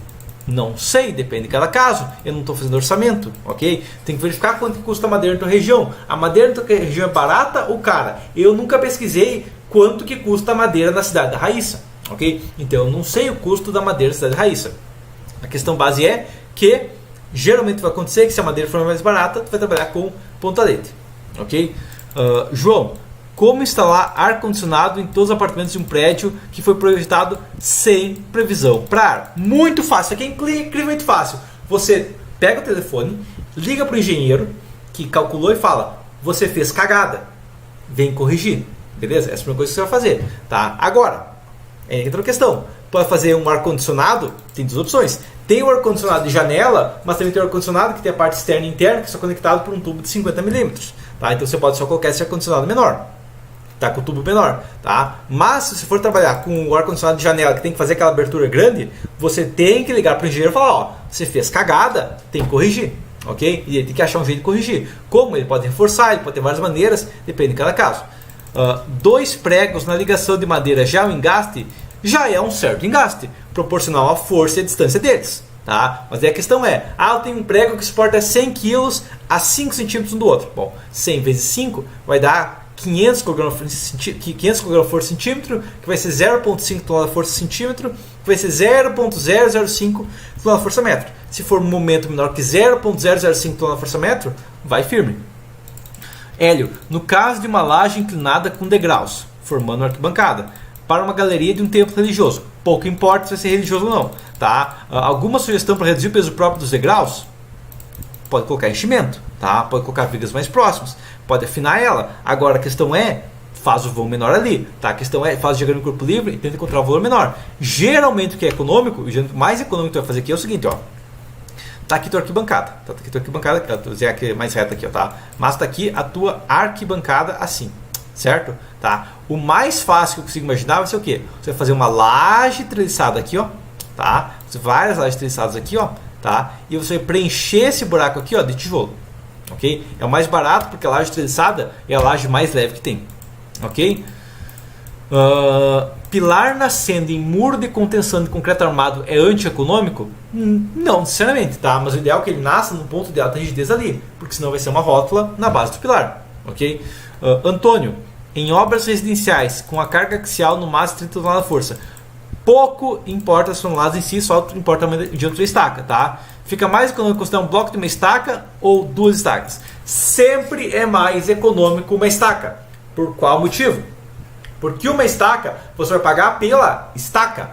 Já 2 estacas, você paga pela primeira estaca, você paga pela segunda estaca e você paga pelo bloco. Ok? Você paga por 3 coisas e só aproveita 2. Essa é a primeira questão. Segunda questão, vai fazer 2 estacas, você tem que fazer um bloco, suporte e momento. Então ele tem que ser armado bem mais pesado. Terceira questão, se você for fazer 2 estacas, é o dobro de mão de obra. Ok? É muito melhor. Daí que outra questão, furar uma estaca de 40 com 12 metros do que 2 estacas de 30 com 8. Ok? E terceira questão, apoia um SPT maior, tem uma resistência maior. Ok? Tem um recalque menor. Rodrigo, para o capeamento do laje alveolar foram exigidas armaduras em L na região dos pilares. Qual a função dessas armaduras? Você tem que perguntar para o cara que exigiu. Eu não lembro de ter exigido isso. Antônio, boa noite. Compensa colocar viga de transição em sobrados? Não, viga de transição é um erro. Mas não dá para fazer de outro jeito. Ok, você tem que entender o seguinte, ó. Imagina que viga de transição é igual, sei lá, a gente vai jogar 5 mil reais fora, ok? Tá? Se gastar 5 mil reais ali a mais, dá para fazer ou não compensa? Se é o único jeito, é o único jeito, ok? Então, se tu querendo falar que tem que ser daquele jeito, o arquitetônico tem que ser daquele jeito, não pode mudar nada, mete uma viga de transição. Vai ficar mais caro? Vai, tá? Essa que é a questão. Viga de transição deixa mais caro sempre. Ok? Compensa deixar mais caro? Se é o único jeito, é o único jeito. Ok?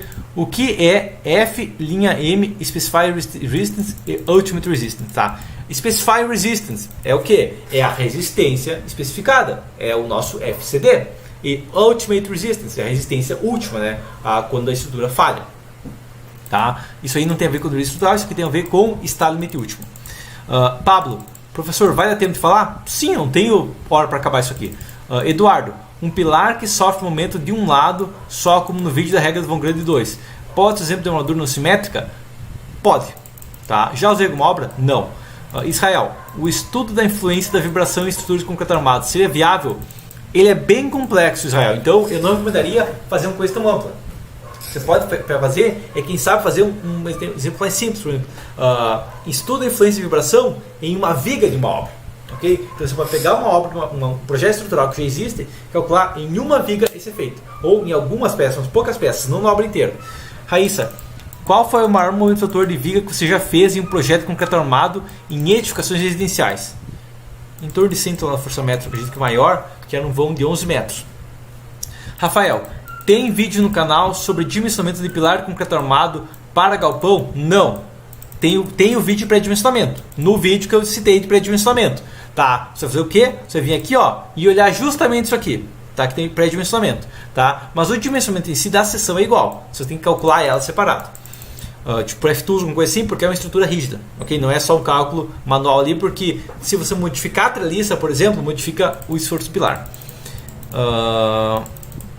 Alexandre, para vender um projeto para outro estado, eu emito normalmente RT pelo sistema do projeto do CREA do meu estado. A questão aqui é o seguinte, Alexandre. Imagina a seguinte situação. Você tem uma fábrica de pré-moldado em São Paulo, ok? Tá? E você fabrica em São Paulo peças de pré-moldado, ok? Se essas peças pré-moldadas vão ser montadas, sei lá, no Piauí, onde que elas foram fabricadas? Onde que as peças que foram fabricadas em São Paulo foram fabricadas? Em São Paulo. Okay? Agora, você tem um escritório de cálculo em São Paulo e você tem uma obra no Piauí. Se você fizer o dimensionamento do prédio, se fizer o projeto em São Paulo, onde que foi feito o projeto? Tá?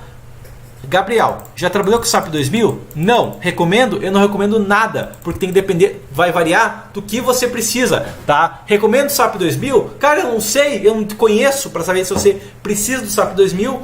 Que tipo de obra você pega, onde você mora e tudo mais.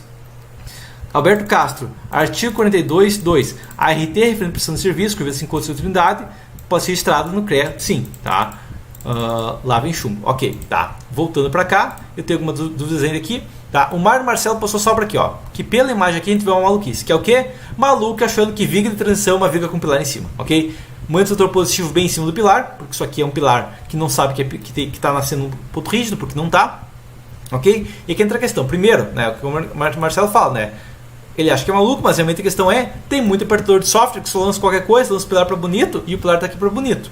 Ok? Esse monitor aqui maluco, né? Configuração base de software é isso aqui, mas o monitor maluco porque é coisa de maluco. Ok? Tá? Dentro da questão aqui. Primeira coisa, o que acontece, né, a gente pode ver várias coisas malucas, como por exemplo, a armadura negativa contínua, a armadura positiva picotada. O ideal seria o contrário. Tá? Daí a questão é: o Felipe perguntou sobre o que aconteceu no apoio da esquerda. Tá? O que aconteceu aqui é o seguinte, esse apoio aqui, a gente pode ver que tem um monitor positivo aqui, o monitor está todo positivo aqui, foi colocado a armadura adicional aqui, tá? Inclusive aqui no lado direito também tem um positivo pequeno. Por que isso acontece? Regra do vão grande, parte 4, né? Violou a regra do vão grande, é maluquice, Vão de 13,25, vão de 6,5, porque esse pilar aqui, um saco de ar é a mesma coisa. Okay? Despadronização gigante dos vãos, aqui dá positivo, porque essa veia quer ficar reta, mas ela tem que subir para depois descer. Okay? Mas é um exemplo aí de tantos malucos que ficam fazendo projeto de qualquer jeito e depois o software é maluco. Okay? Tanto que eu comentei isso aqui, né? Que o tipo de projeto que a pessoa faz, gera o resultado direto, manda para a obra e depois reclama que não é valorizado. Okay? Hoje teve uma obra de uma laje protegida, está sendo concretada, um escoramento mal feito e caiu. Ok? Entra aquela questão que muitas vezes escoramento é feito de qualquer jeito mesmo e poucos se importam, ok? E também postaram no grupo essa imagem aqui, de uma treliça de viridel, ok? Pilares, treliça de viridel, maluca, porque isso aqui não foi planejado corretamente. É só o maluco que fez. Ainda bem que eles tiraram essa foto antes, porque depois de colocarem a telha, não vai sobrar muito tempo para tirar foto. Ok? Voltando para cá, beleza? O Thiago fez uma pergunta extremamente genérica e eu tive que responder, tive que trazer uma resposta específica que não valia praticamente para nada, porque ele não quis especificar mais. Tá? Ele perguntou, tem detalhe de ligação de treliça em pilar metálico simplesmente apoiado? E eu demonstrei um exemplo. Tá? Aqui eu tenho um pilar metálico que eu chutei que seria um pilar W, eu não sei. Aqui tem uma treliça que eu chutei que seria com perfil U, eu não sei. Tá? Com 2 pontos de parafusamento. Tá? Isso funciona se o perfil U for fino e o pilar for largo. Depende de cada caso. Entra a questão.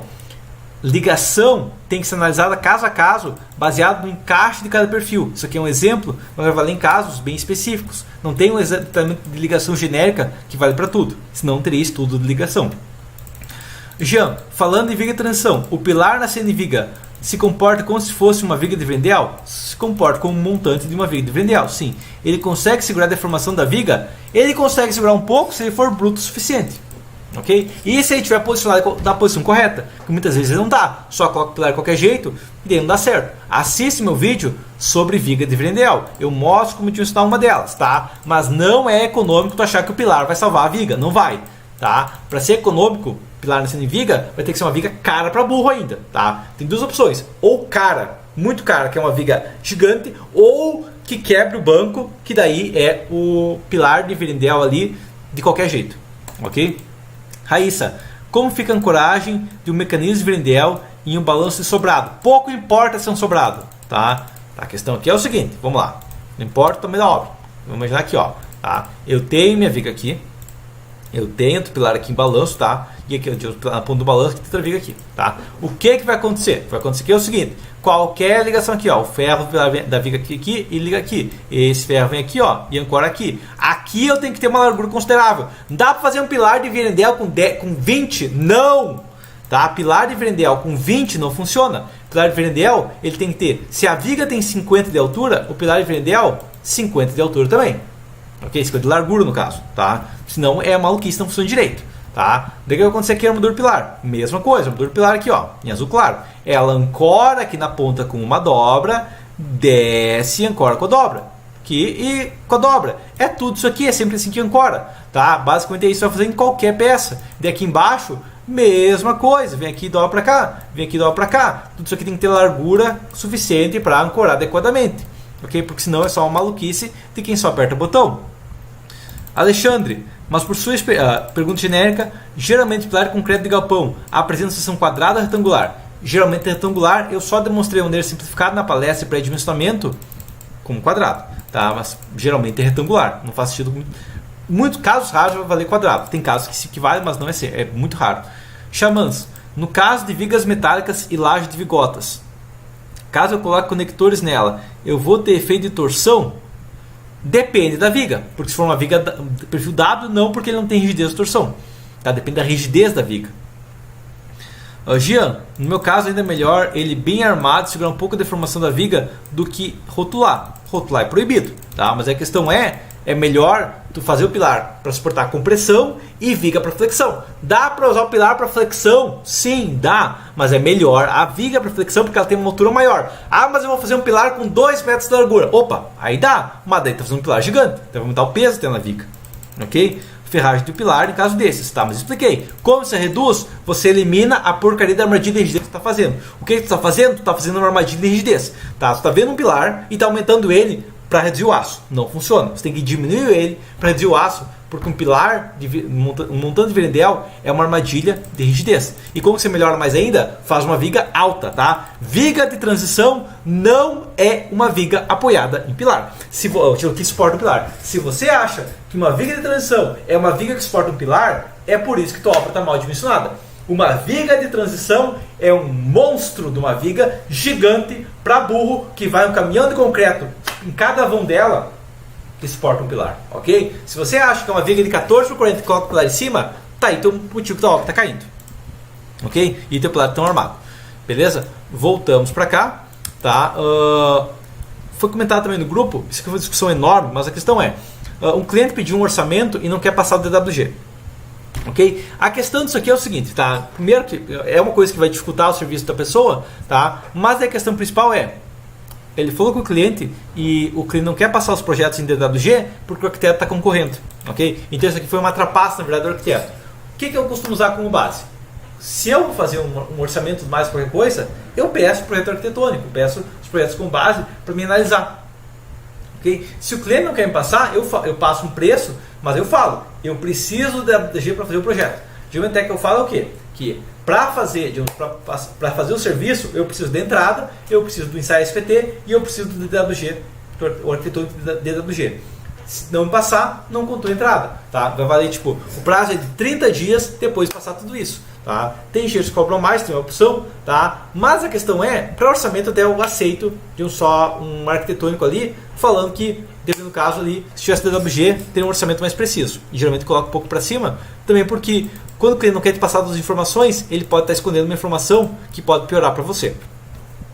Voltamos para cá. Gabriel, há alguma verificação de ligação de uma viga pilar sendo a viga bem mais rígida que o pilar? Basicamente é quase uma rótula, tá? Mas a verificação é a mesma, ok? Assista o vídeo da armadilha de rigidez, que isso ainda acontece, tá? Mas o cálculo é o mesmo, não importa o formato. Júlio, o senhor conhece algum método manual para cálculo dos esforços horizontais em elementos de contraventamento, produtos de pórticos com paredes de alvenaria estrutural? Sim, até no curso de alvenaria estrutural eu calculo manual a alvenaria estrutural. Agora, você está falando uma mistura de alvenaria estrutural com concreto armado, tem que usar pelo menos uma matriz de rigidez do FTools. Raíssa, como você modela uma parede de alvenaria estrutural? Tá, eu não vou te, se tu não vai comprar meu curso, eu não vou te ensinar o que eu ensino no curso, por motivos óbvios, ok?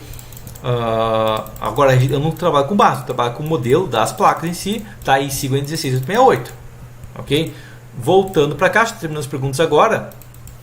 O Bruno falou o quê? Que foi outra discussão. Que eu falei como colocar um pilar de 12 numa parede de 9, ou um pilar de 14 numa parede de 11,5, ou até um pilar de 17 na parede de 14. Tá? E entrou um monte de gente falando, pilar de 12 não passa. E a questão é, passa sim. Tá? Em obra terra passa tranquilamente. Principalmente em obra sem laje, é tranquilo um pilar de 12 passar. O problema é que as pessoas se acostumam com o tipo de obra que elas fazem. Tá? Tem muito engenheiro que acha que toda obra é o sobrado, porque isso calcula sobrado. Tem muito engenheiro que acha que toda obra é prédio, porque só calcula prédio. E daí dá bobagem depois. A questão aqui é que uma obra térrea que tem, sei lá, 5 toneladas no pilar, um pilar de 12 passa tranquilamente. Um pé direito menor, que também tem obras térreas de pequeno porte, passa tranquilamente. E se for uma obra sem laje, o pilar vai funcionar como um pilar de galpão. E também é fácil passar tranquilamente, desde que seja disposto corretamente. Mas claro, um lançamento de qualquer jeito. Ainda mais um maluco que lança no EBEC, que é SPCAD, uma obra sem laje, realmente vai dar maluquice, porque não é feito para isso. Ok? João, no curso de alvenaria estrutural, é possível aprender a fazer um reforço desses para estar ar-condicionado? Posso fazer, tá? Eu posso até fazer uma aula adicional. Se tu comprar meu curso e pedir isso aí dentro do grupo do curso, eu faço uma aula adicional ensinando como fazer isso. Não é complicado. Davi, teria programas ou métodos que auxiliam os engenheiros informados sem dinheiro para investir? Sim, tem o FTools, que é de graça, tá? E tem o cálculo manual, que é de graça, ok? Tá? Dentro de outra questão, que eu recomendo com base, inclusive, é usar o período de teste dos softwares e a primeira obra você calcula na mão, tá? Quando você pegar a segunda obra, você pega o dinheiro que você gastou na segunda obra e compra um software, ok? Que você já conhece e treina com ele, ok? Daí você, digamos que já viu como que ele funciona e treina com ele antes de sair calculando, ok? Não encontrei a parte da modelagem, beleza. Tem o EBEC demonstrativo também, mas o EBEC demonstrativo você não pode calcular depois final, ok? Uma coisa que aparece direto, eu realmente criei uma nova regra dos grupos de engenharia estrutural, é que está proibido censo agora, né? Porque cada 2, 3 dias aparece um cara. Alguém já dimensionou prédio da avenida estrutural? Alguém já dimensionou muro de arrimo? Alguém dimensionou? Tá? E a nova regra é que está proibido fazer censo nos grupos, né? Se tem uma dúvida, posta a dúvida ao invés de ficar fazendo censo. Ok? Uma outra coisa que aconteceu ali foi o quê? Que perguntaram como fazer reforço de uma obra que não tem projeto ou que está sem o projeto. Tá? Daí o Lucas comentou, tá? A alteração de estrutura existente é uma coisa complicadíssima, porque realmente remover um pilar muda o comportamento da obra como um todo. Igual eu falo no meu vídeo sobre reforma. Tá? Se você mudar um pedaço da estrutura, você é responsável por toda ela. Entra aqui a questão. Tá? Então, para fazer um projeto adequadamente e se garantir não dar problema para a obra depois e transformar teu cliente, vai ser muito caro se ele não tem projeto base, se não tem as questões base. Ok? E a questão minha é que eu falei o seguinte, ó, é que o reforço estrutural é uma coisa bem fácil e barata de resolver, mas as pessoas sempre querem um jeitinho brasileiro. Ok? Daí o Luan perguntou, qual que é o jeito de fazer fácil e barato um reforço estrutural? Chama o engenheiro que projetou a estrutura. Por quê? Porque se você chamar, você tem que tirar um pilar de uma obra. Se chamar o engenheiro que fez o projeto inteiro, ele vai saber como está aquele projeto. Ele vai saber quanto de folga tem em cada pilar, quanto de folga tem em cada viga. E ele vai ter um modelo pronto, que só precisa modificar um pouquinho. Ele não vai ter que refazer todo o modelo, ele vai ter que adivinhar todo o modelo.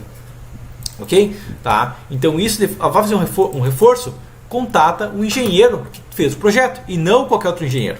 Tá? E se você for chamado para esse reforço, pergunta, cadê o projeto original? E chama o engenheiro original, que é muito mais barato. Ok? Dicas de melhores livros. Tá? Antônio, combinações de livros se chama de bibliografia. Você vai aqui e vai pesquisar bibliografia. E vai ter um vídeo meu chamado Dicas de Bibliografia. Você vai disponibilizar o link do grupo? Sim, todas as lives eu vou disponibilizar o link do grupo. Qual a profundidade recomendada para fazer o bloco e ligar o pilar às estacas? No nível da baldrame pode ser feito tranquilamente. Tá? Pablo, se ele deletou o projeto estrutural, já era. Pois é, se ele deletou, mas a questão é que ele tem que deixar o projeto salvo por pelo menos 5 anos. Tá? E se você faz um projeto estrutural hoje, deixa salvo, porque se daqui a 15 anos ter pepino, o teu projeto estrutural pode salvar. Ok? E daí a questão também que eu falo sobre reforma é o seguinte aqui, ó, tá? Vamos contar uma historinha aqui, ó. O motorista chega na concessionária e fala, eu vim fazer a revisão do Celta, 10 mil km, aproveitar aqui, já colocar um aerofólio. Daí o mecânico responde, beleza, mas o Celta é Chevrolet, e você está na moto Yamaha, eu não sei mexer em carro, não sei como funciona carro. E essa questão, se você é chamado para fazer uma reforma de um projeto, de uma obra, que outro engenheiro projetou, é a mesma coisa que o mecânico da Yamaha ser chamado para fazer a revisão de um Celta, ok? Ele não vai saber fazer aquilo lá, ok? Ele vai ter que aprender um monte de coisa para conseguir fazer, vai ser muito mais caro para ele fazer, vai fazer um serviço pior e a questão final ainda perde a garantia, ok? Tá? Então a questão é, a pior coisa que pode ser feita é uma coisa dessas de chamar outro engenheiro para fazer um projeto que o primeiro engenheiro deve ter feito já e tem o arquivo, ok? Agora, vamos lá. Coisas que eu discordo da NBR, tá? Novamente, se vocês tiverem alguma dúvida relacionada à NBR, podem postar, tá? Mas eu vou começar aqui por vários itens que eu discordo da NBR, tá? Primeira coisa, então, o primeiro item, eu fui meio que na ordem da NBR, é esse comprimento de ancoragem, ok? A NBR é extremamente simples, ok? Se for comparar com o American Concrete Institute, por exemplo, ela é bem menos precisa, inclusive, nisso aqui. Que é o quê? Basicamente, a norma fala o seguinte aqui, ó. Você tem uma barra, tá, com dobra, tá? Tem uma barra com dobra aqui, ó, tá? O comprimento de ancoragem, o comprimento de ancoragem necessário é que daqui até aqui, ó, então a norma fala de uma coisa que a norma fala sem muita base técnica, isso aqui, ó, é 0, aqui tem que ter 0,7 lb, ok? Tá? E isso aqui é extremamente simples. Quando vai comparar a outras normas, por exemplo, elas vão considerar esse comprimento de ancoragem medido reto, tá? Mais quanto você ganha nessa curvatura. É muito mais preciso. A norma, como ela foi feita e vem com um histórico base de alguns cálculos que eram feitos manualmente, ela não chega a considerar o ganho da dobra ali, porque o ganho da dobra pode ser calculado e é muito mais preciso considerar isso ao invés de fazer um chute que reduz em 30% a ancoragem. Okay? Isso aqui é uma simplificação pesada da norma, que realmente ela usa como uma simplificação que não tem mais sentido hoje em dia ser calculada como simplificação ao invés de ser detalhada essa dobra. Ok? Outra coisa que eu discordo, aqui vai entrar uma questão que é um padrão de discordância com a norma, que é o que? Tá? Basicamente, vamos olhar primeiro esse fator aqui, ó, que tem de pilares. O que a norma fala de pilares? Ela não fala, ela fala, um pilar não pode ter menos que 19, isso não é o que ela fala. Mas ela fala o quê? Que pode fazer com menos, desde que a gente trabalhe com um coeficiente de segurança um pouco maior. Ok? Se a gente faz o pilar 14, a gente pode colocar um coeficiente de segurança de 1,25. Ok? Então não é que a norma fala que é proibido fazer um pilar com 15 ou com 14. Tá? A questão é que a norma fala que a gente precisa de um coeficiente de segurança modificado para isso. Ok? Porque não tem uma base técnica tão alta, a gente coloca um coeficiente de segurança modificado. E isso é muito mais preciso do que qualquer outro método. E muito melhor para projetos, por quê? Porque dá uma liberdade maior, mas ainda assim tendo controle. Isso aqui, esse item aqui garante que a maioria dos projetos vão ser feitos com prédios prediais, carga considerável, com pilares de 19, por exemplo, tá? Mas em obras menores a gente faz pilares de 14. Ok? A gente também tem a 15575, que permite em alguns casos pilares de 12. Outra coisa também que eu gosto muito da NBR 15575, também para a gente ter uma ideia melhor, Tá? Mas é que ela não proíbe nenhum sistema estrutural, ela só exige um coeficiente de segurança 2 para casos específicos, a gente não tem contatos esse sistema estrutural. Okay? Então isso aqui dá uma liberdade maior para o projeto, mas ainda assim garante a segurança. Okay? E isso vai valer para tudo. Tá? Entra a questão aqui, por exemplo, para lajes a gente tem a mesma coisa aqui. Para laje em balanço a gente tem esse coeficiente maior. Tá? Mas outro tipo de laje a gente só tem a laje em balanço tem que ser 10. Eu podia colocar um coeficiente de segurança um pouquinho maior e permitir com 9. Tá? Mas ele não tem esse item específico. Tá? Seria interessante que a gente tivesse essa opção, porque muitas vezes vai acabar valendo a pena. Ok? Mesma coisa aqui, em vigas. Tá? O limite é 12. Tá? Se ao invés disso fosse colocado, por exemplo, a largura mínima da viga é 12, mas com coeficiente de segurança maior pode ser usado uma viga de 9, seria mais eficiente. Por quê? Porque permitiria isso aqui, mas teria uma punição por fazer com 9, mas não proibiria em si. Ela só daria maior liberdade. Ok? Voltando para cá. Perguntas que fizeram, tá? O LB construiu um tipo de dobra. Pois é, professor, no dimensionamento de pilares de flex compressão, há necessidade de precisar de processos iterativos para resolver equações? Não, depende de cada caso quanto vai modular. Ok? Inclusive eu mostro o cálculo manual no canal. Ok? Não uso armadura simétrica, o cálculo é bem mais complexo, mas dá para fazer ainda. Ok? Acho que o coeficiente de segurança de fundação de estacas ser 2 é superdimensionado? Não, eu não acho. Tá? A questão é que ele não é 2. Ele é 2 quando você não tem ensaios, ok? Ele é 2 quando tudo que você está usando é regressiva empírica, tá? Porque você pode tranquilamente reduzir ele para 1.6, ok? Como faz um ensaio da estaca. Para obras de grande porte, isso é feito, ok? Prédios, quase sempre é feito um ensaio de uma estaca, porque você consegue reduzir o coeficiente de segurança consideravelmente. Okay, de várias estacas no caso, mas é feito ensaios práticos que permitem segurança menor. Agora, se você for se limitar a apenas métodos de cálculo manual, sim, é 2, porque o SPT não é extremamente preciso. Ok? E claro, se você achar muito alto, você pode fazer menor, só que se cair, a culpa é sua. Ok? Você tem que arcar com as consequências. Ok? Outra coisa que a gente tem também, que é uma simplificação, que há 30 anos atrás fazia sentido, mas hoje em dia não faz mais, é o que? Consideração de cargas variáveis. Tá? Isso é o que? É considerar alternância de cargas. Tem cargas só de um lado, tem cargas dos dois lados. Ok? Há 30 anos atrás, onde cada cálculo era manual, fazia sentido isso aqui. Mas hoje em dia, com computadores, é muito fácil fazer o cálculo da alternância tranquilamente. A norma não permite, mas é um cálculo muito fácil de ser feito. Ok? Outra coisa que a gente tem aqui também. Tá? No item 14.6.6.4, tá? A gente vai falar o que? A laje do pavimento pode ser considerada como totalmente rígida. Isso aqui é basicamente o que ela fala o que ele fala de diafragma rígido, ok? Desde que não tenha grandes aberturas, desde que não tenha um retângulo, desde que seja uma obra usual, né? Seja uma maluquice fora do padrão e desde que seja uma obra incrivelmente larga, ok? Isso em si eu concordo. Tá? Mas uma questão que não tem e que tem softwares que dimensionam errado, inclusive EBEC, TQS, CPK, os 3 dimensionam errado isso aqui, é o que? É considerar a armadura necessária para esses esforços. Tá? Não tanto a flexão porque vai ser baixa, mas considerar efeitos secundários ali, porque muitas vezes vai necessitar uma armadura e isso aqui não é colocado. Okay? Então não tem necessidade disso aqui muitas vezes, mas aconteceu em alguns casos, principalmente se tem uma tração global na estrutura, isso aqui deveria ser considerado e a norma não considera, ela não fala isso aqui, ou ela não é explícita o suficiente em considerar isso aqui. Ok? Voltando para cá também, um outro item, e aqui que eu falo que o Schuster tirou da bunda dele aqueles 30% nas vigas transversais, que é o que? Que a norma é explícita, as lajes nervuradas unidirecionais devem ser calculados como a direção das nervuras, desprezando a rigidez transversal e a rigidez da torção. Ou seja, a gente não pode considerar a rigidez transversal, que é o que o Schuster considera de maluquice 30%. Tá? Não deveria ser 30%. Ele poderia considerar a rigidez transversal e calcular que para uma capa de 4 alguma coisa, para uma capa de 5 outra coisa, para uma viga mais alta é uma coisa, para uma viga mais baixa é uma coisa.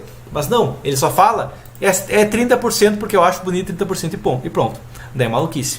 Ok? Tá, mas isso aqui eu acredito que poderia considerar sim a rigidez transversal para dar uma estrutura mais econômica. Principalmente aqui em laje de vigotas unidirecionais, por exemplo, vai ter uma parede paralela. Na prática, a gente sabe que as vigotas vão distribuir melhor a carga, mas a norma proíbe considerar isso e ela dá um dimensionamento incorreto muitas vezes. Ok? Outra questão que a gente tem aqui, vamos voltar para cá, perguntas, tá? Já mandou as questões? Sim, eu mandei, eles não me responderam. Ok? Sim, o que eu falo no começo do vídeo. Eu tenho isso aí, eu mandei questões e eles não me responderam. Eu posso adicionar alguma resistência dos blocos de coramento das fundações? Adicionar onde? Resistência. Não, você tem que calcular a resistência que for ela, tá? A norma display a resistência do bloco. Como ela display a resistência do bloco? O bloco tem uma resistência baseada na armadura que tem nele. Você mandou alguma sugestão? Sim, eu mandei um e-mail para a comissão, tá? E acabaram não me respondendo. Por isso que eu estou fazendo esse vídeo, inclusive, tá? A norma tem vários itens considerando que, pois é, ela tem porque ela não foi tão atualizada, ok? E aqui entra outra questão pesado que eu tenho de problema com a norma, tá? Isso aqui vai repetir novamente várias vezes, que é o quê? O coeficiente gama Z e o P delta, os dois têm o mesmo princípio, tá? Que é o quê? Gama, e isso, dois são sobre instabilidade, ok? Global. O coeficiente gama Z, ele funciona para estruturas reticuladas de no mínimo 4 andares, ok? E o P delta, ele é prescrito para um N maior que 4, ou seja, maior que 4 andares, ok? Por que eu falo isso? Porque a norma está escrito lá, estruturas de concreto armado não foi feita para estrutura de concreto armado. Não. Ela foi feita para estrutura predial de concreto armado, ou seja, laje sobre laje sobre laje sobre laje. Ela não entra muito bem aqui. Ela vai ter erros quando ele vai falar de sobrados, tá? A 15575 já corrige muitas coisas nela para casas, ok? E ela não vai funcionar muito bem para galpões, não vai funcionar muito bem para as vigas soltas, para moldados e tudo mais. Tanto que deve ser criada outra norma para pré-moldado, porque ela não abrange estruturas que não são prediais, ok? E aqui entra outra questão aqui, deixa eu verificar aqui, tá? Lendo a norma americana, a gente vê muita diferença. Pois é, tá? Tem sentido aplicar a coeficiente de segurança adicional? Um pilar 19 por 19 existe a carga X. Agora no 1426, não tira economia? Sim, tira economia. É uma multa por estar trabalhando com um pilar bem esbelto, que um pequeno erro da execução pode enfraquecer muito ele. Ok? Entra a questão que tem um pilar de 15 para um pilar de 14, dá uma diferença considerável. Quer ver aqui, ó? Vamos pegar uma questão aqui, tá? Cadê aqui? Vamos calcular, vamos primeiro verificar um pilar aqui, tá? Planejei pilar aqui. Vou pegar um pilar usual aqui, só verificar uma coisa básica. Ok? Vou ficar aqui, ó. Vou imaginar que eu tenho um pilar primeiro, sei lá, de 20 por 50, ok? Que carga? O PG de 3 metros, uma escada de 30 e um comprimento, sei lá, de 2,5. Ok? Um pilar normal, nada absurdo, tá? Pilar retangular, inclusive, tá? De 20 por 50, PG de 3 metros, escada de 30, comprimento de 2,5. Então, um pilar perfeitamente normal na estrutura, ok? Vamos verificar até que ponto ele chega de final de aço próximo, sei lá, de 1,5%, 2%, ok? 60 toneladas, 100 toneladas, 110 toneladas aqui, ó. Até colocando essa base desse aqui, por exemplo, ó, pode ver que ele dá com, ou colocando base 12.5 para dar uma variabilidade maior, tipo, ele vai precisar de 16 barras de 12.5, certo? Mudando para o pilar de 19 por 50, ele vai de 16 barras para 18, aumentou 2 barras, entendeu? Tem uma diferença de 2 barras. Agora, vamos pensar outra coisa aqui, um pilar de 15 por 50, ok? Pilar de 15 por 50, tá? Vamos chegar a uma taxa de aço próximo de 2% novamente, claro, carga bem menor. Ok? 80, 60, 50 toneladas. 50 toneladas deu 12 barras, 12.5. Ok? Ou colocando base 10 aqui, ó, vai dar 18 barras. Tá? Quando muda o pilar para 14, ele vai para 26 barras. Tá vendo aqui, ó? 18, 26. Tá? Então, tu viu? A diferença gigante que tem não é uma diferença de 2 barras, é uma diferença de 8 barras por causa de 1 centímetro de erro, ok? Por isso a segurança maior. Tá? Agora o pilar tem 14 por 50. Vai ser uma carga, sabe? Mais que 40 toneladas, que sabe? Ó, deixa eu verificar até que ponto eu consigo chegar em 2%, tá? Então 42.1 aqui já vai 42.3, 42.4 que vai ficar em 99%, tá vendo aqui, ó? 14 por 50. Se na prática tu vai executando esse pilar com 13 por 50, ele vai de 18 para 28, ok? Então essa diferença é justamente por causa disso, ok? As questões eu pedi no Zoom, não tem Zoom aqui, tá? Não tem reunião, tá? As questões eu respondo aqui. As planilhas do canal tem disponível para compra? Sim, todas as planilhas eu monto no canal, mas você pode ir no site engenheiroestrutural.eng.br, tá? Engenheiro, que inclusive está na descrição aqui embaixo, né? Para ver aqui a descrição. Aqui embaixo tem o site, ok? Tá? E você pode vir aqui na aba planilhas e comprar elas se quiser e pode usar o cupom 10%. Vou digitar até o cupom aqui, ó, tá? Agora a questão aqui é o seguinte, acho que está falando da comissão da NBR. Tá? A questão da comissão da NBR é que eu mandei um e-mail lá para a BCP e nunca tive resposta, ok? Tá? Mas tem um e-mail da BCP que eles não me responderam, mandei começo de dezembro inclusive, tá? Voltando para cá, tá? Dentro da questão aqui, tá? Dispensa análise de efeitos locais, tá? Isso aqui é um outro item bem problemático da norma, que é o que? Tá? Vou até demonstrar uma outra situação com uma norma mais adequada, uma norma que foi planejada para estruturas que têm risco de instabilidade global em vigas. ok? A NBR 9062. Ok? Vamos verificar como que a NBR 9062 fala sobre instabilidade de vigas aqui. Cadê aqui? Tá aqui, ó. Então, ó, o que ela fala? Quando não for conhecido o valor de carga crítica em vigas de concreto armado, a gente pode seguir esses valores aqui. Para quê? Para estabilidade lateral. O que ela fala? Ela dá um formulário aqui, ó, que a gente tem um valor dentro disso aqui, tá? L sobre F 50 e L vezes H sobre F quadrado 500, ok? Então isso aqui é um formulário base que vai me dar aqui qual é o vão crítico da minha viga. Agora, a NBR 1018 ela é extremamente simples, tá? O que ela vai falar? Ela fala o seguinte aqui, ó, tá? Que a gente tem que ter o L sobre 50, a mesma coisa, mas ela tem um BFLH, tá? Daí ela fala o que basicamente aqui? Ela fala o seguinte: se você tem uma viga de 16 por 40, ela não vai tombar. 16 por 40 com 1 metro não vai tombar. Agora, uma viga de 15 por 40 vai. Não importa o que aconteça, ela vai tombar. Ela é instável e ela tem que ter um travamento adicional, ok? Isso que a NBR fala, porque é uma norma extremamente limitada aqui. Ela não foi feita para obra, para estruturas fora do predial. Ok? Então, uma viga de 15 por 40 ela só proíbe, pronto, é proibido, tá? Se é 40, o mínimo da viga tem que ser, se a não ser que ela tenha travamento por laje, tá? Vezes 0.4, mínimo 16, tá? Se for uma viga de 16 por 40, vão de 20 metros, pouco importa. Viga de 15 por 40, vão ser 2, ela vai tombar lateralmente. O que não faz o menor sentido em questão de flambagem lateral por torção. Não é igual a NBR 9062, que esse formulário aqui, ó, é uma simplificação de flambagem lateral por torção. Okay? E ainda aqui é uma fórmula simplificada, porque aqui não entra em elasticidade da peça, aqui não entra em vários outros fatores. Mas isso aqui também permite aqui, ó, fala o quê? Que quando não for conhecido a gente usa essa regra simplificada, ok? Ela não obriga essa regra simplificada igual a NBR 1018 obriga. Ela só permite uma simplificação, ok? As questões que estão enviadas para o MT são discutidas no Zoom, tá? Eu entrei no grupo lá da ABCP, ela não posta esse grupo do Zoom, ok? Porque quando faz as estacas, depois quebra as pontas? Porque se você pegar um concreto e jogar 10 metros de profundidade, vai subir só a nata para cima, ok? Tá, se fizer o tamanho certo, tem que ter que concretar aos poucos, sem jogar o concreto lá de cima, caindo em uma altura considerável, ok? Faz um curso de concreto armado para casa com telhado, tá? Eu já tenho um curso de estrutura mista, ok? Você tem conhecimento da NBR 8400? Tá, ponte rolante, engenheiro civil não pode dimensionar, ok? Engenheiro civil pode dimensionar uma obra de um galpão com ponte rolante, por exemplo, tá? Mas as cargas são todas NBR 1020 para a parte de engenharia civil, ok? Então eu não uso ela, tá? Outra coisa que eu discordo da NBR 1018 é esse barros curvados aqui, que é o que? Basicamente, a norma fala que essa dobra aqui é magicamente 15 diâmetros e 18 diâmetros. De onde isso? Não faz sentido. Por quê? Porque um FCK maior pode ter uma dobra menor, igual eu falo no meu vídeo de cálculo da ancoragem de uma barra com dobra, e ancorar uma barra com menor curva. Mas a norma não tem, elas têm essa regra simplificada, que é o contrário do ACI, por exemplo, que dá o mesmo formulário que eu demonstro naquele vídeo.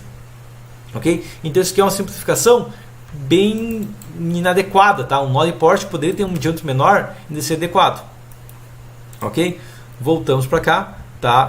Pegando só o curso de galpão, tá? O curso de galpão, se tu for calcular uma estrutura que só tem pilares de concreto, já está dentro aí também, ok? Armaduras transversais é outra coisa que eu não concordo, que é o quê? Que a norma fala de pilares e vigas, mas ela deveria ser muito mais preciso a gente falar de domínios do concreto. Lembrando o que são domínios? Domínio 1, tração total. Domínio 5, compressão total. Domínio 4, meio que compressão por quase tudo, mas não total. Domínio 3 é o meio termo e domínio 2 maioria tração, mas tem um pouquinho de compressão, ok? Tá? Daí a questão que ela fala é esse espaçamento de estribos, por exemplo. O estribo em pilares é 12 diâmetros.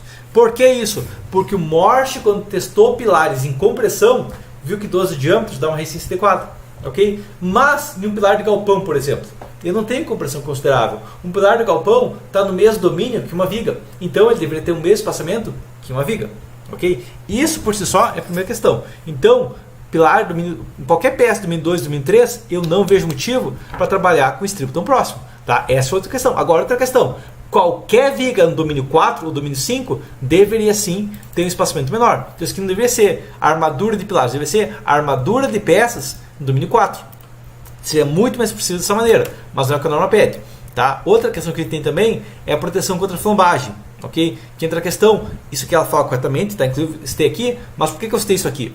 Porque os softwares geralmente calculam corretamente isso aqui, tá? Softwares não consideram vigas do domínio 4 e domínio 5 com armadura de compressão na flambagem das barras, tá? Já testei isso aqui no CIP, já vi pessoas testando no EBERIC e no TQS e ele calcula realmente errado aqui, ok? Outra coisa que eu não recomendo, não vejo motivo, tá? Que é uma coisa que, por exemplo, o código europeu permite 8 mm, é essa coisa de pilar tem que ter no mínimo 10 mm, ok? Tá? Para uma obra de pequeno porte não tem necessidade. Uma obra de uma casa, assim, laje, por exemplo, se dimensionar adequadamente, se posicionar corretamente, é possível um pilar passar com 8 mm, ok? Então tem muito, essa questão realmente é uma questão meio fora, tá? J, tem uma dúvida sobre a capacidade técnica do engenheiro civil com relação a projetar a estrutura metálica. Você pode emitir RT para qualquer coisa que fique parada, ok? Alexandre, essa pergunta sobre as estacas, ele não está falando sobre arrasamento? Sim, exatamente. Imagina se tem uma estaca de 15 metros, tá? Você chega com o caminhão de concreto, você vai pegar o concreto e jogar de 15 metros de altura. Quando ele chegar lá, ele vai espalhar tudo.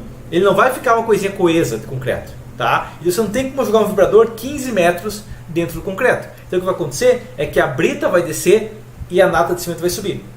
E no topo da estaca, geralmente você tem muita nata de cimento e pouca brita, ok? Por isso que a gente faz o arrasamento da estaca. Só que, claro, toda estaca tem que fazer arrasamento? Não, estacas com carga axial elevada, beleza?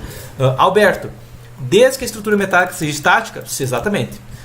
Michel, por que a norma exige 25% da armadura longitudinal para a armadura transversal em pilar parede? Também é uma simplificação, ok? Tá, pode reduzir de alguma maneira? Não, porque está na norma, tá? Nos seus cálculos, você segue o que discorda da norma, outras, ou usa outras normas? Eu uso outras normas muitas vezes, ok? Tá? Não uso só o código europeu. Às vezes eu uso o código europeu, não uso só a NBR 1018, por exemplo, tá? Outra coisa que a gente tem aqui específica é peças sem armadura por força cortante. A norma permite, tá? Mas a questão aqui é que ela permite apenas em alguns casos, tá? E tem vários casos que fogem da norma aqui que ainda poderia ser feito. Por exemplo, uma cinta transversal de uma laje treliçada. Ela não chega a ter um BW maior que 5D, mas ela pode suportar cargas sem estribos ou com estribos mais espaçados, tá? Ou outra coisa, uma viga chata, tá? Se for realmente colocar os estribos a cada 0.6D, ser muito próximos. Mas uma questão de verificação básica que eu uso é que se o RD for maior que o VSD, ele só o concreto suporta tranquilamente com a folga, o espaçamento de estribos, eu não vejo necessidade de 0,6D, porque não tem solicitação. Só que aquela questão, a norma não foi planejada para isso. Ok? Pablo, a questão do estribo em pilares e estruturas pré-moldadas, não tem? Não, por não ter nada a ver se é pré-moldado ou executado em loco. Tá? O que tem aqui é a carga axial que tem. Tá? Eu posso ter uma obra de um galpão feito em concreto armado em loco, ou eu posso ter um galpão, uma obra predial com pilar pré-moldado. Não muda nada disso aqui. Tá? Estranho que fala sobre vigas e não sobre pilares. Pois é. Pegando o gancho sobre estaca, é realmente eficaz lançar o concreto com pouca brita primeiro? Não, não é. Tá? Você tem que jogar o concreto já de maneira adequada. Tá? Se jogar com pouca brita, depois jogar com muita brita, a muita brita vai descer igual. Tá? E com pouca brita você vai gastar muito mais. Então não vai ser uma economia. Tá? A questão que você acha, Alexandre, é que você vai chegar com o caminhão, vai concretar 1 metro da estaca e o concreto vai ficar bonitinho. Quando você jogar o próximo metro, o concreto não vai misturar. Não funciona isso aqui. Tá? Imagina que eu chego para você, coloco um bolo de chocolate. Tá? Vou pegar uma lata de Nescau, um chocolate Nescau. Depois eu jogo 1 kg de merda em cima. Eu tiro a parte de cima. Você vai tomar? Pois é, mesma coisa. Tá? O concreto que você jogar embaixo vai misturar com o de cima. Então não fica fazendo salada de concreto, porque ele vai se misturar de qualquer jeito lá embaixo. Ok? Outra coisa que a gente tem aqui específico, tá? É em relação aos pilares. Tá? O que ele fala em relação aos pilares? É novamente aquela questão que os pilares têm que ter 20 centímetros, pilares sem concreto, no caso, né, pilares de concreto puro, ou 1/10 da altura. É novamente uma simplificação. Okay? Isso que poderia permitir mais, que sem limite, só colocando com segurança adicional, quem sabe. Ok? E por final, a gente tem esse formulário aqui, ó, de pilar com carga axial. Tá? Isso que poderia ser feito novamente para tudo. Inclusive, uma coisa que poderia ser feito é verificar pilares, por exemplo, de uma obra de carga baixa, se eles passarem nessa regra aqui de armadura simples, poder colocar uma armadura menor que 10 mm. Okay? Isso seria uma possibilidade que poderia sim ser econômica e ser eficiente. Okay? Mas não é feito aqui. Tá? Inclusive pilares em L, por exemplo, muitas vezes vão entrar no domínio 4 por ter rigidez elevada e não veria problema numa obra pequena, um pilar em L ter uma altura menor que 10, porque ele não vai estar solicitado drasticamente na tração. Ok? Bom, voltando para cá então, a gente tem a questão aqui, basicamente as dúvidas que tiveram durante a semana, eu comentei. Tá? O que a gente tem para falar aqui ainda é essa questão aqui, tá? Que é a relação do pilar em L. Ok? Voltando para cá então, tá? Também vou pegar aqui primeiro liberar um dos grupos aqui do canal, tá? Então, invite group, tá? E, infelizmente teve pouca gente que eu excluí aqui dessa vez, tá? Eu acabei que muita gente, a maioria das pessoas visualizaram o grupo e pouca gente violou as regras, tá? Mas tá postado agora. Lembrando, são poucas vagas e elas duram pouco tempo, ok? Então clica ali porque o grupo enche rapidinho, ok? Tá? Tanto é que postei o grupo aqui, tá ok ainda, tá? Alexandre, a desagregação do concreto não vai fazer diferença considerável? Vai, por isso tem que fazer o arrasamento, tá? O arrasamento é justamente por causa disso. E o grupo encheu, ok? Então eu liberei o primeiro grupo e o grupo já encheu. Depois vou liberar o outro grupo, tá? Mas esse aqui já encheu, tá? Inclusive essas pessoas aqui que postam durante a semana, eu também dá vontade de excluir também, ok? Voltando para cá, durante a live no caso, dá vontade de excluir também. Próxima questão então agora é em relação a essa pergunta aqui, ó, que está no canto inferior esquerdo da tela, que é o que? Eu tenho um pilar, esse pilar suporta 13 toneladas, ele é um pilar em L. Eu pergunto, qual é a distribuição de esforços nesse pilar? Ok? A questão aqui é o seguinte, tem muita informação aqui que está aqui só para distrair vocês, ok? E realmente teve um monte de gente que se distraiu com isso. Primeira questão então é o que é o seguinte, o tamanho do pilar importa? Não, não importa. Tá? O pilar 1450 que eu desenhei só para dizer o tamanho do pilar, porque não importa o tamanho do pilar, tá? O comportamento vai ser o mesmo, porque aqui não pede unidades, ele não pede, só pede o comportamento. Esse 13 toneladas também não importa, tá? A questão é de ter essa região azulada aqui que tem a carga, beleza? Tá? O que a gente vai entrar aqui é o seguinte, quais hipóteses aqui não pode ser, tá? E eu vou seguir pelas hipóteses, primeiro que tem menos pessoas que comentaram, ok? Ninguém, por exemplo, comentou opinião A. Se alguém quiser falar alguma opinião, pode entrar. Ok, daqui a pouco eu coloco outro grupo, tá? Alexandre, só em relação à estaca, tá? A parte inferior, ela vai ter mais brita, mas como vai ter a massa no entorno, ela vai ser resistente ainda, tá? Eu vou postar depois outro grupo. Lembrando que quem está nos dois grupos, eu excluo dos dois, ok? É para ficar num grupo só no máximo, ok? Dos grupos públicos, no caso, tá? Se é aluno de 5 cursos, vai ficar nos 5 cursos, mas os grupos públicos, um só para cada aluno, não tem por que estar nos dois. Primeira questão a alternativa A. Ninguém postou a alternativa A. Por quê? Bom, a alternativa A não faz sentido. E basicamente o motivo que não faz sentido é o seguinte aqui, ó, tá? Vou imaginar as cargas aqui, tá? Então eu tenho o pilar em L, tá aqui, ó, tá? O pilar em L tá aqui, tá? Só que a carga tá só aqui, tá? Então o centro da carga tá aqui, o centro do pilar em L tá aqui, tá? Se eu tiver uma carga distribuída perfeitamente, não vai funcionar, tá? O centro da carga não pode estar alinhado a essa peça aqui. Então a pressão não pode ser igualmente distribuída, porque daí vai dar uma excentricidade e essa peça vai querer tombar. Não pode ser então a alternativa A. Não tem como ser a alternativa A. Ok? Tá? Então essa é sempre a primeira opção. Tá? A alternativa B. Foi muito pouca gente que postou também. Tá? E a alternativa B, novamente a gente vai entrar uma questão que tem um problema da alternativa B. Que é o quê? Que ela não encaixa adequadamente. Por quê? Eu até vou pegar o modelo que eu fiz aqui, tá? Mas a questão, deixa eu deixar aberto ele ali, tá? Mas a questão aqui é o seguinte, o problema da alternativa B é o seguinte, a gente tem uma carga perfeitamente distribuída, ou seja, se eu for pensar em imaginar meu pilar em L aqui, ó, tá? Meu pilar em L está aqui, tá? Meu pilar em L, minha seção em L está aqui, tá? No caso, não precisa ter a largura aqui, ó, tá? Eu tenho a minha carga aqui, ó, tem minha carga aqui, tá? A alternativa B fala o quê? Que eu tenho uma reação para cima aqui, ó, tá? Uma reação para cima aqui, tá? E eu tenho uma reação também para a esquerda, tá? Só que o problema daqui vai ser o seguinte, se eu olhar isso aqui de lado, eu vou ter o quê? Eu vou ter uma reação para cima aqui, ó, tá? Eu vou ter uma reação para baixo e eu vou ter outra reação aqui, ó, aqui, tá? Então eu tenho como se fosse uma reação triangular para uma carga aqui, ó. Isso aqui não é estático, isso aqui tá com os centroides não batem, ok? Então também não pode ser a alternativa B, não faz sentido a alternativa B, ela tá errada, ela não tem como funcionar porque geraria tombamento do nosso pilar. Ok? Então não pode ser a nossa alternativa B, não é a B também, tá? A gente tem até o C, D, E e F, ok? A alternativa C. A alternativa C funciona igualmente a alternativa B. A única diferença é que eu tenho mais carga aqui, tá? Mesmo assim tendo mais carga aqui, essa carga nessa região aqui, ó, tá excêntrica a essa carga aqui. Então também não pode ser. A carga tem que ser simétrica, ela tem que estar, se tem força para cima aqui, eu tenho que ter força para baixo na mesma posição. Se elas estão excêntricas, isso aqui não vai funcionar, ok? Voltando, então não pode ser também a alternativa C, porque vai dar excentricidade, né? Se eu for pensar a reação da alternativa C, claro, a reação da alternativa B, digamos, estava aqui, ó, tá? A reação da alternativa B, digamos, está nessa linha aqui. A reação da alternativa C está um pouco mais para cá, mas ainda está errado, ela não está eixo com eixo, e tem que estar eixo com eixo, ok? A alternativa C também não pode ser a alternativa C, porque dá excentricidade, ok? Agora, próximo caso aqui, tá? A gente tem a alternativa D. Ok? A alternativa D tem um caso especial, que é o quê?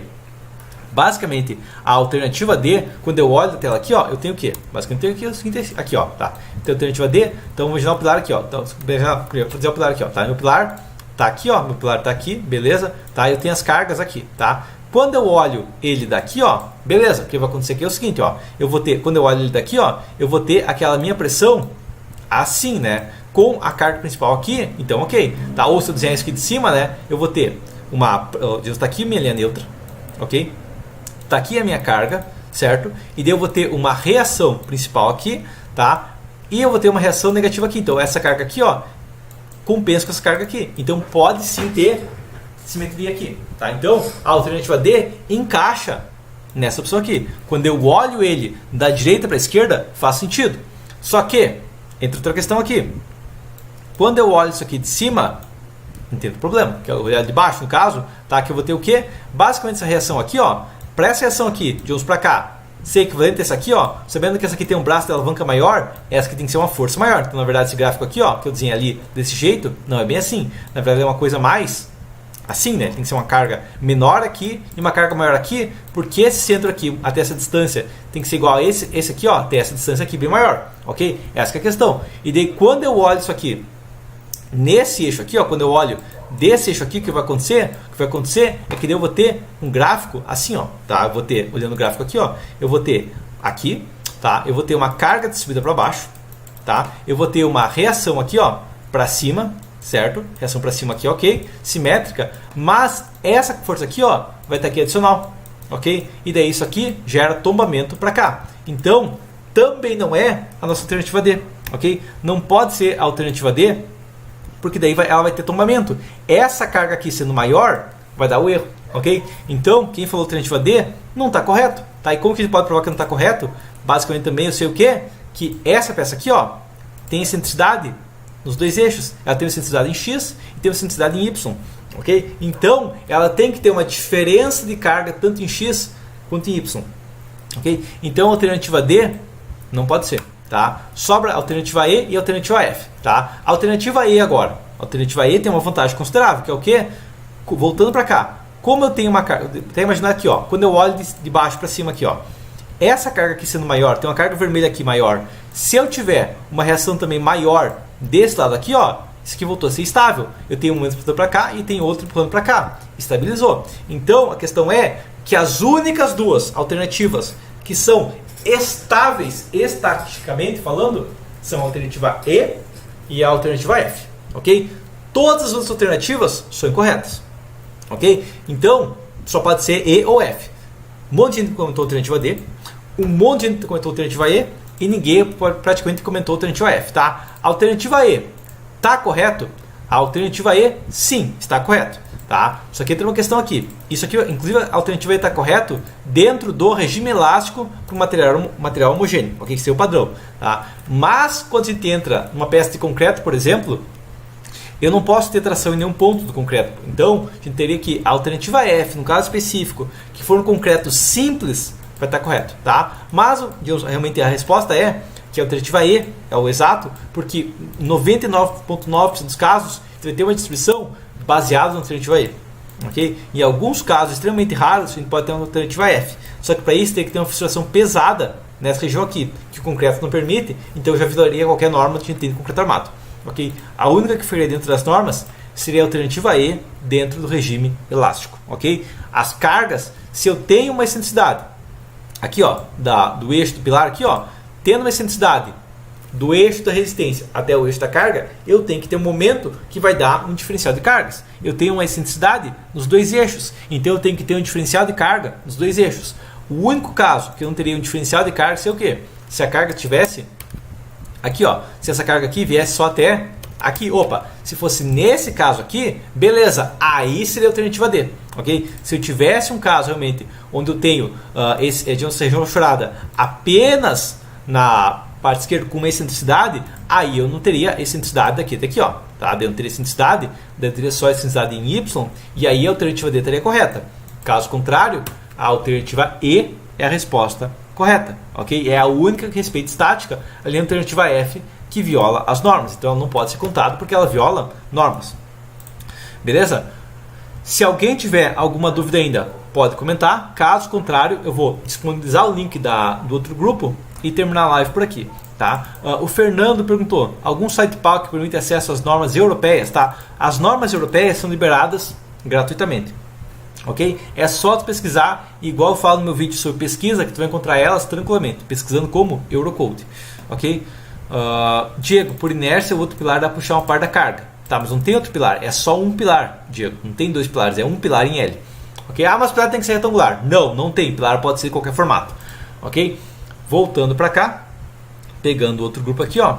Aqui, esse aqui foi, tá? Pegando esse grupo aqui, eu vou liberar o mesmo link, tá? Alberto, para desconto, se você já é aluno de um curso, me chama no WhatsApp que eu te mando o link, tá? Te mando o cupom de desconto, tá? Copiei o link aqui, lembrando que o grupo enche em poucos segundos. Liberei agora, são 3 vagas, o grupo vai encher assim que entrar no chat, tá? Então outra questão aqui, ó, 254 participantes. Beleza, outra parte do pilar, ok, outra parte do pilar sim, tá? Se alguém tiver alguma dúvida ainda, pode comentar. Qualquer coisa, a live termina por aqui essa semana. Semana que vem eu vou fazer outra live, vou postar outro questionário também de cálculo, ok? Mesmo princípio desse que eu estou fazendo toda semana aí, tá? O grupo já encheu, que nem eu falei, lota em poucos segundos, mas também a questão, se alguém está nos dois, eu vou excluir, semana que vem vai ter 2 vagas a mais, beleza? Imaginando que seja isso por enquanto, eu fico por aqui e até a próxima.